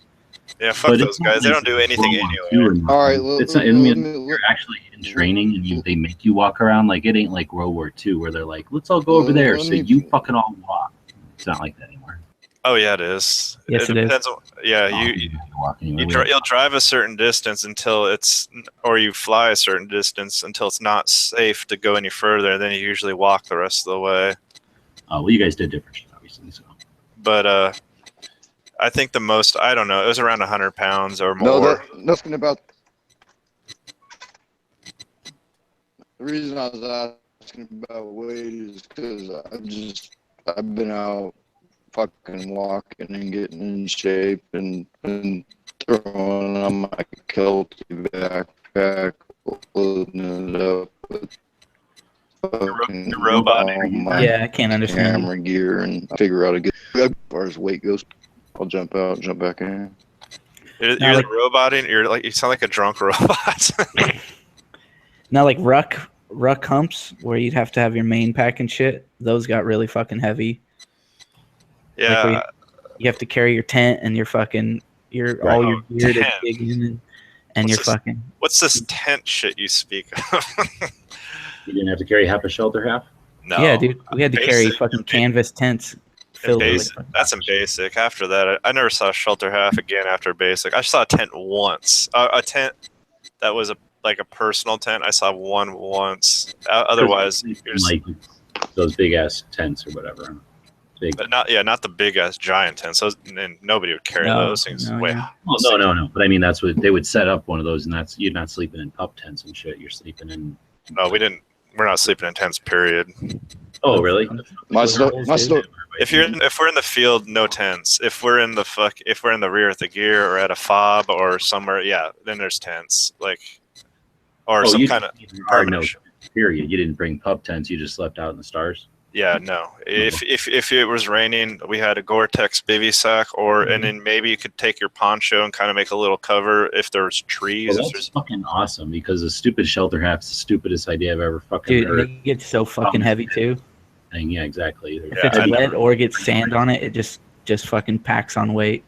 Yeah. The last time I saw a shelter half was basic training, and I think they still use. Well, at that time, I think they're just using shelter halves to fuck with us because it's one of those things that's such a superfluous, like, annoying piece of equipment that like it's so annoying that it's the perfect thing to give to a brand new trainee because it sucks. And am I robot? correct, or is it just No. fucking literally open at both ends and at the bottom? So it was like this pointless bunch of stakes and poles and stupid shit, and then you would be basically out in the weather anyway, right? Yeah, and if you dug a little trench around it and the water overwhelmed it, then you just got wet anyway. Yeah. You got Or wet if for you were tall, so I couldn't fit in the fucking thing pretty much anyway. My feet were always sticking out of it, so it's like you got wet from the bottom instead of from the top. That's basically the only difference. Except you got like extra warmth from carrying the fucking thing around all the time. If Imagine you're- if it was cold out or something, maybe it'd be great. If you were asking about like how much weight should you be carrying for exercise, is that what you were asking basically? Yeah, well, I'm getting in shape and I'm losing weight, I'm losing fat and putting on muscle, and I got a big ass Kelty backpack. Fuck, Maybe dude. How old are you? I'm 31. My pack's already well over 30 pounds. Last time I weighed it. Don't The thing is, don't put too much weight in it. Like, because all you're gonna end up doing is like hurting yourself more than strength. Yeah. So like a 30 to 40 pounds that's perfect. But if What I you used go, to do when I was a kid is put ankle weights on and walk in sand. So if you got beaches or sand someplace you can walk in, like not, so you have to put in effort just to walk, and then ankle weights. And then I would put on a backpack with just medium weight because, you don't want to hurt yourself. I haven't been doing the ankle weights, but I've been doing the sand. But my body's fucked anyways. I mean, I'm gonna be in pain for the rest of my life anyways. So I've just gotten to the point where I'm just pushing Just through tell it. you, compound fractures are a bitch. you can end up really fucking yourself up. Yeah, stress fractures and all that shit in your feet and your shins. Yeah. Yeah, you don't want to do that, man. Scariest thing I've ever, as far as that's concerned, scariest thing I've ever fucking had to deal with was being overloaded and walking in the dark in ice with a rucksack that was between 80 to 100 pounds, and in the dark, we're walking, like, it was like, I don't want to call it a road, but it was like a trail, but so much shit had been through it before us, like it basically had been compacted down into like ice, and so we're like trying not to slip and fall, because you're not just slipping and falling, you're like getting body slammed by your rucksack and slipping and falling on ice. And because with your rucksack, you already got a high center of gravity, and your balance is all off, and all it takes is one little slip, and you're on your ass. It was only like 2 miles too. It wasn't even that far, and I remember like being so scared because I could hear other guys just like getting fucking like just falling, and like falling so fucking hard. You guys didn't have Alice packs anymore, huh? No, we did at first for my first couple years, and then my last couple years we had the new. And they're way more like a real backpack than they actually fit and shit. Yeah, but I kind of like the Alice in some ways, because the Alice would sit up. Like if you had it on the ground, it would sit up on end, which was nice because getting in and out of it and picking it up and stuff. Whereas the later packs wouldn't sit on end like the Alice would. Yeah, it's a lot more like a backpack. I have a Pete in one of the new ones, but they cost too much to buy. Or at least they did last time I looked. Yeah, what I would recommend, Scott, is use the 30 or 40 pounds, whatever you have, and just as you keep getting in shape, just extend the distance you're walking. Don't add more weight, just walk further. Yeah, definitely. That's really good advice. Yep. Right on. Or go uphill. Yeah, inclines. Declines suck. Dude, I've been hitting the worst fucking hill in my neighborhood every time I go out. I've been putting in about 1.5 to 2 miles a day on easy. Oh, well, I would do more than that for damn sure. You're going to have to do 4 comfortably, which isn't really hard even when you're 30. I was going to throw in there, stop every once in a while and do push-ups. Like if you went on one of them health trails, like stop and do some push-ups, stop and do some sit-ups, do something to a tree or kick something, or, do stuff in the middle of it too, especially if you can do it with your pack on. If you're only carrying 30 pounds. And that'll beat the shit out of you for a while. And then just go at a pace that isn't hurting yourself, for sure. Yeah, that's the thing is like you say you're fucked up now, but trust me, you can always be more fucked up. See, I'm at packs at 35 pounds right now, so I think I'm good on weight. Like the military at 30 plus? No, I'm talking about getting in shape for myself and getting. Oh, I thought you were trying to end this, because I was going to say you got different standards when you're that old. Like, dude, the military would not take me. Fucking gunshot wounds, fucked up neck, PTSD. Yeah, no. Yeah, they'd say we don't want your fucking broke ass. Who knows, man? We might need everybody for Russia. Yeah, the Molly pack was like okay, but I don't know if I liked. I don't know which. They both sucked. What am I saying? They fucking suck. The Molly and the Alice both suck for different reasons. Yeah, Alice sucks a lot, but it is good. So because they cost $20, so that's $30 or something. Dude, but for me, going from a guy who just sat around for too many years, just letting the fucking pain beat him. I'm down fucking weight. I'm gaining muscle, and I'm loving being able to push myself. I'm just most of the time too. Here's something crazy. Check out Go Ruck. I don't know if you're into it or not, but it seems like a thing that at least it's an organized thing. You might be able to. What was that? Go Ruck? I'm grabbing the link for you. I just see it on Instagram all the damn time. It's sort of like a group of people that get together and have these hikes, and they'll do stuff like do push-ups in the mud, I think, or like jump over rocks. They'll just have like challenges that they do during the hike. So it's just sort of a bunch of people that are just getting together to get in shape and have something to do in the outdoors. Nice. I mean, I may want to fucking go climb Mount Rainier one day. So, Jesus Christ, have fun. My twin has done it, and if that little fucker can do it, I can do it. I don't know if I know. Over here, Hood is dangerous. Fuck the climb. Everybody always underestimates it and gets fucked up there. Nope. I don't know about Rainier. Rainier's the same. You got to get lucky with the weather. A lot of times too, here we weren't just carrying like a rucksack. We were carrying you'd have a rucksack, and then on top of that, you would have our day pack. So basically, you're carrying two backpacks. You'd have the smaller day pack on top of the rucksack, and basically because it depends. I mean, this depends on what we're doing. Because we'd leave the rucksack with like most of our like overnight gear somewhere, and then the day pack is what you take out, for like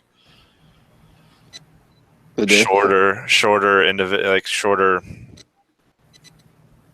like I don't know how to explain it. Like you're like if you're just running around doing nothing, just you need to be light. Then all you'd really have would be like your whatever web gear, and then maybe your Camelback, and then if you're going to be out maybe overnight, you'd have all that, and with your assault pack, which is basically a 3-day pack, maybe a day pack to 3-day pack. And then if you're staying out for like weeks or months, then weeks or a month or longer, you'd be out there with your rucksack. But if you were planning on doing all three, then you'd basically have to carry all that shit out there, and then you'd make camp somewhere and leave your rucksack there and go out with your assault pack, which doesn't have anything to do with what you're talking about at all. It's just, that's how your shit would end up going from 30 to 40 pounds up to fucking 70 to 80 to even crazier if you're carrying fucking rounds for the mortar and all that shit. I mean, I'd just like to be able to get to a point where I could be able to carry that amount of weight on my back and fucking have a plate carrier on if shit hits the fan. I don't think anybody can do that. Even I was in the best shape of my life, and it would be a god awful fucking challenge to carry that much. If you're up to if you're over 70 pounds, it sucked, and it was like all you were doing is basically we were wearing ourselves out. Yeah, I mean, honestly, after weighing that pack, I can't imagine, doubling that and making it 70 pounds and still going out and doing what I've been doing. And that's the thing is it gets to the point where the training isn't about making you strong in the military. It's about teaching you how to mentally endure. It's about endurance because you only can get so strong. It's about being able to overcome it in your mind. You're basically growing up with your ma going, oh no, that's okay that you failed and you suck at that. Don't worry about it. Nobody's good. And all your teachers are like, oh, don't worry about it. And you go in the military and they have to break all that and show you oh, you can do this. Like you can do that too. You can do that too. You can climb to the top of that and do it. Yeah, you can do that. And then once you figure out you can do it, you're past that hurdle and you can do anything that you need to do. And you carry the heavier shit gets, you're just gonna end up wearing yourself out. And that's the thing. I totally hear you on that. And like you also don't have the it's if you're in a shit hits the fan scenario, you don't have the ability to rely on like medics or like medevac or anything that come and help you. So if you burn your candle at both ends, that's all you're doing is burning your candle at both ends. You don't have the ability to rely on anybody else, or possibly anybody else. So it's better to not. Maybe the way to do it is to make up a go bag that you think you might actually take or use or whatever, and then figure out what it weighs. And then if it's more than you're already carrying, build up to it. And if it ain't, then keep where you're at. But, make sure that you're actually carrying what you think you might want to carry. But I highly recommend that it be as light as possible, because in all honesty, it's better to be light than to be heavy. Yeah, I'm thinking the best one at this point is like the kind of like a messenger bag that's got maybe some extra mags and a little bit of food and a multi-tool and some lights. Poncho. Maybe, yeah. I mean, honestly, you can. Well, he lives in the Pacific Northwest, so you need to stay dry. Well, you can improvise quite a bit. Look at what Rambo did. He didn't need no shit carry around. Yeah, all you need is a big old fucking truck. Knife. Yep, an old truck.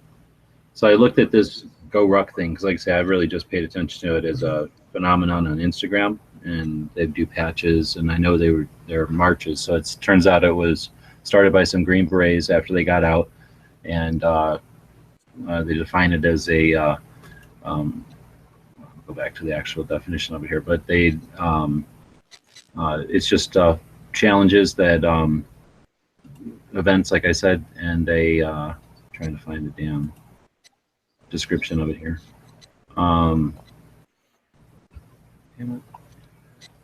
They had a pretty good succinct thing of it, but anyway, it seems like they're trying to bridge the gap between military and civilian and employ a bunch of vets. So they'll do endurance, I guess is the word I think I'm looking for, hikes or whatever you want to call like these events, and they'll maybe hike a bunch of miles, and then let's say you carry a certain amount of weight, that's one level, and if you carry a certain amount of weight more, that's another level. So you can kind of challenge yourself. The more you do, to either get stronger or to go further, and I guess it's to use elements that they experienced in the military, but then to bring them to be fun and I'm trying to say like an exercise type of thing. Instead of doing yoga or instead of doing just walking or something, you do this activity to kind of participate with a bunch of other people at the thing. So anyway, I'd check into it because I think they do them pretty much all over the place. Yeah, I'm actually on their site right now. I'm gonna bookmark them and look into it. Yeah, I can't figure out where the fuck. Definitely probably not. I could probably do the 7 to 10 miles. I don't know. Where did you see that? Because I'm in Zendesk.com. Shit, I'm on GoRuck.com right now, and there's this GoRuck challenge, and I haven't even looked into it, but one of them says light. It says 4 to 5 hours, 7 to 10 miles, average completion rate 100%. Oh, here we go. Weight requirement. If you're under 150 pounds, 10 pounds if you're under 150 pounds, 20 pounds if you're over 150 pounds. Okay, so they carry 20 pounds then. Yeah, that's not much weight at all. Yeah. But then I think they do tougher ones or whatever, right? Like more elaborate ones. But that's the point, is that they do different light, heavy, and tough. Yeah. Yeah, and then the challenges in between. I got you. Okay. Oh, okay. Here, tough. 10 to 12 hours, 15 to 20 miles. Weight requirement, 20 pounds if you're under 150, 30 if you're over. So the weight doesn't go up all that much. I usually do like 4 miles when I'm walking, and then I was thinking about taking it to 10 or 10, 12 like that, and then seeing, if I can work that into my schedule basically.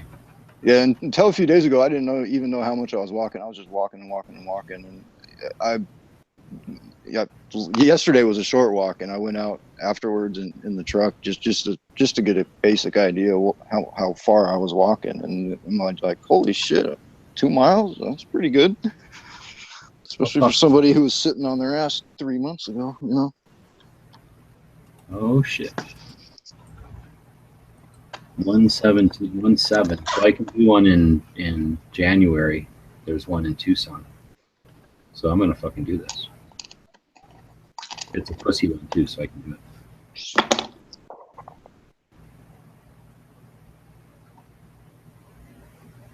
Let's see, registration before 9/16. Damn it. I gotta pay the extra registration. Yeah, I'm gonna bookmark this and look into it. Yeah, I found the map there. They have them freaking literally all over the place.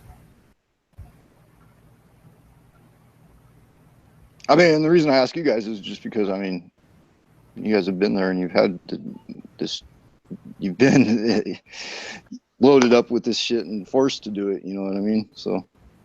Well, like I say, it's mostly just a lot of it is just to break you so that you're not an individual anymore, because you can't be thinking for your fucking self. You gotta. Some people already have that, and some people need to have that instilled in them.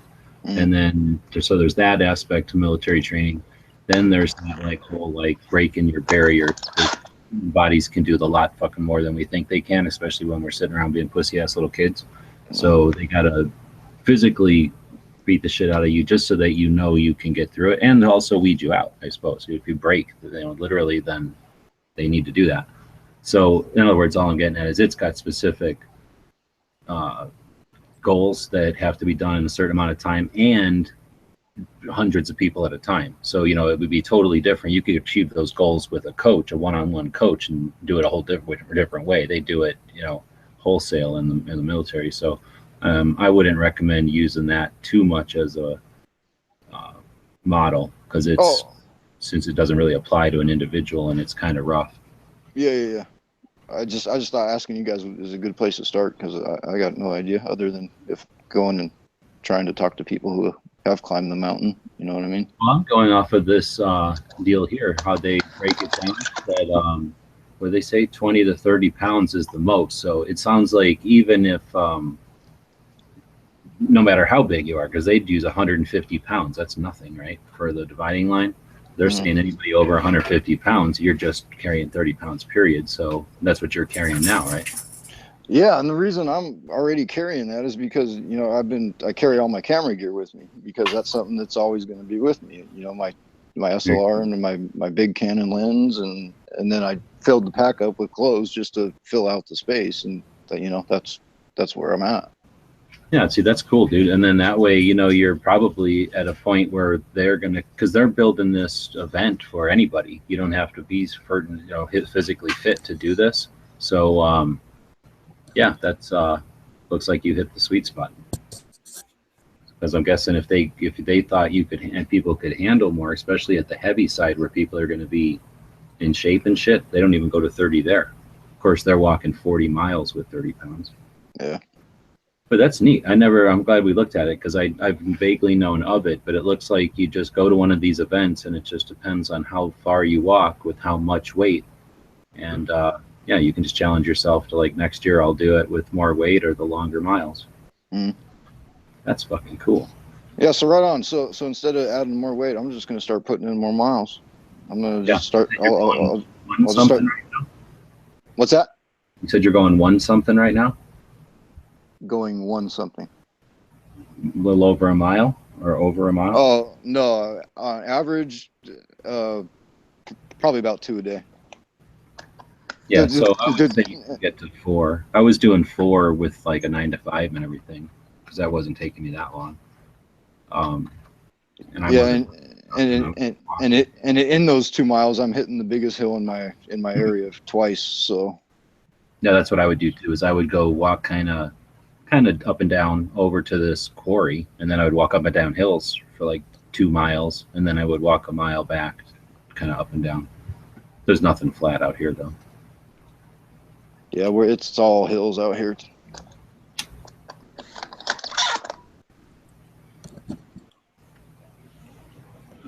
It's just funny. I've always had issues with my mailman. He's just always just been a fucking dickhead. And he must have seen me out, walking with the pack and whatnot. And he pulls up to deliver the mail the other day and throws the truck in reverse and makes eye contact with me. And I'm just like, what the fuck did I do now? What's this son of a bitch want? Oh, dude, you training for something? I'm just like, no, not really. I'm just out doing my own thing, working on me. Well, shit, when I see people out doing that, they're usually training for something, climbing a mountain or something. Just like, I'm not quite there yet, but I'm not going to say never. Well, that's one of my things. Whenever I was walking before, we've got hills all around town, and there's a couple of them are fun to climb up. I haven't climbed up them, though, because there's no trails or nothing. I just wasn't in shape enough to go climb up them. And so I haven't been up there. And I like the idea of climbing up a mountain that there ain't no roads going up to. You basically have it to yourself. You have all the people who have the vision to climb up there. So you climb up there in the middle of the week, and then you got it to yourself. When I was a kid, I used to be able to do that all the time. And it's a whole different kind of world when you can go climb up on top of a mountain and pretty much know you're the only fucking human being on that mountain. It's kind of neat. Yeah, it'd be cool to be able to throw on your pack and strap a rifle to your pack and go out and have fun for the day. You know what I mean? Be the only one up there. Which I can do in my area if I go to the right spot. So January 7th, I'm gonna go ahead and sign up for this fucking thing. Oh no, I'm a different person than I was, even 6 months ago. I've been pushing myself like crazy and having fun doing it.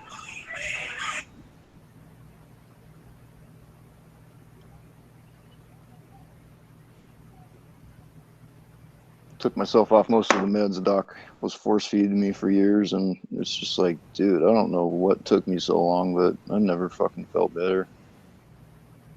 Other than pain. It's like, you better keep them pain meds coming, because that's what's keeping me putting one foot in front of the other until you can cut me open and fix me.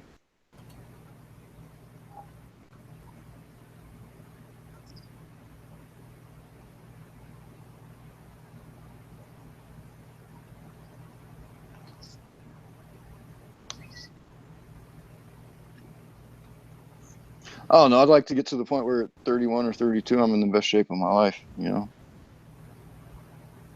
that's a good place to be. Definitely attainable. There's a quote by I think it's Socrates. It goes something along the line of it's a real shame to live your whole life and never see your body's full physical potential.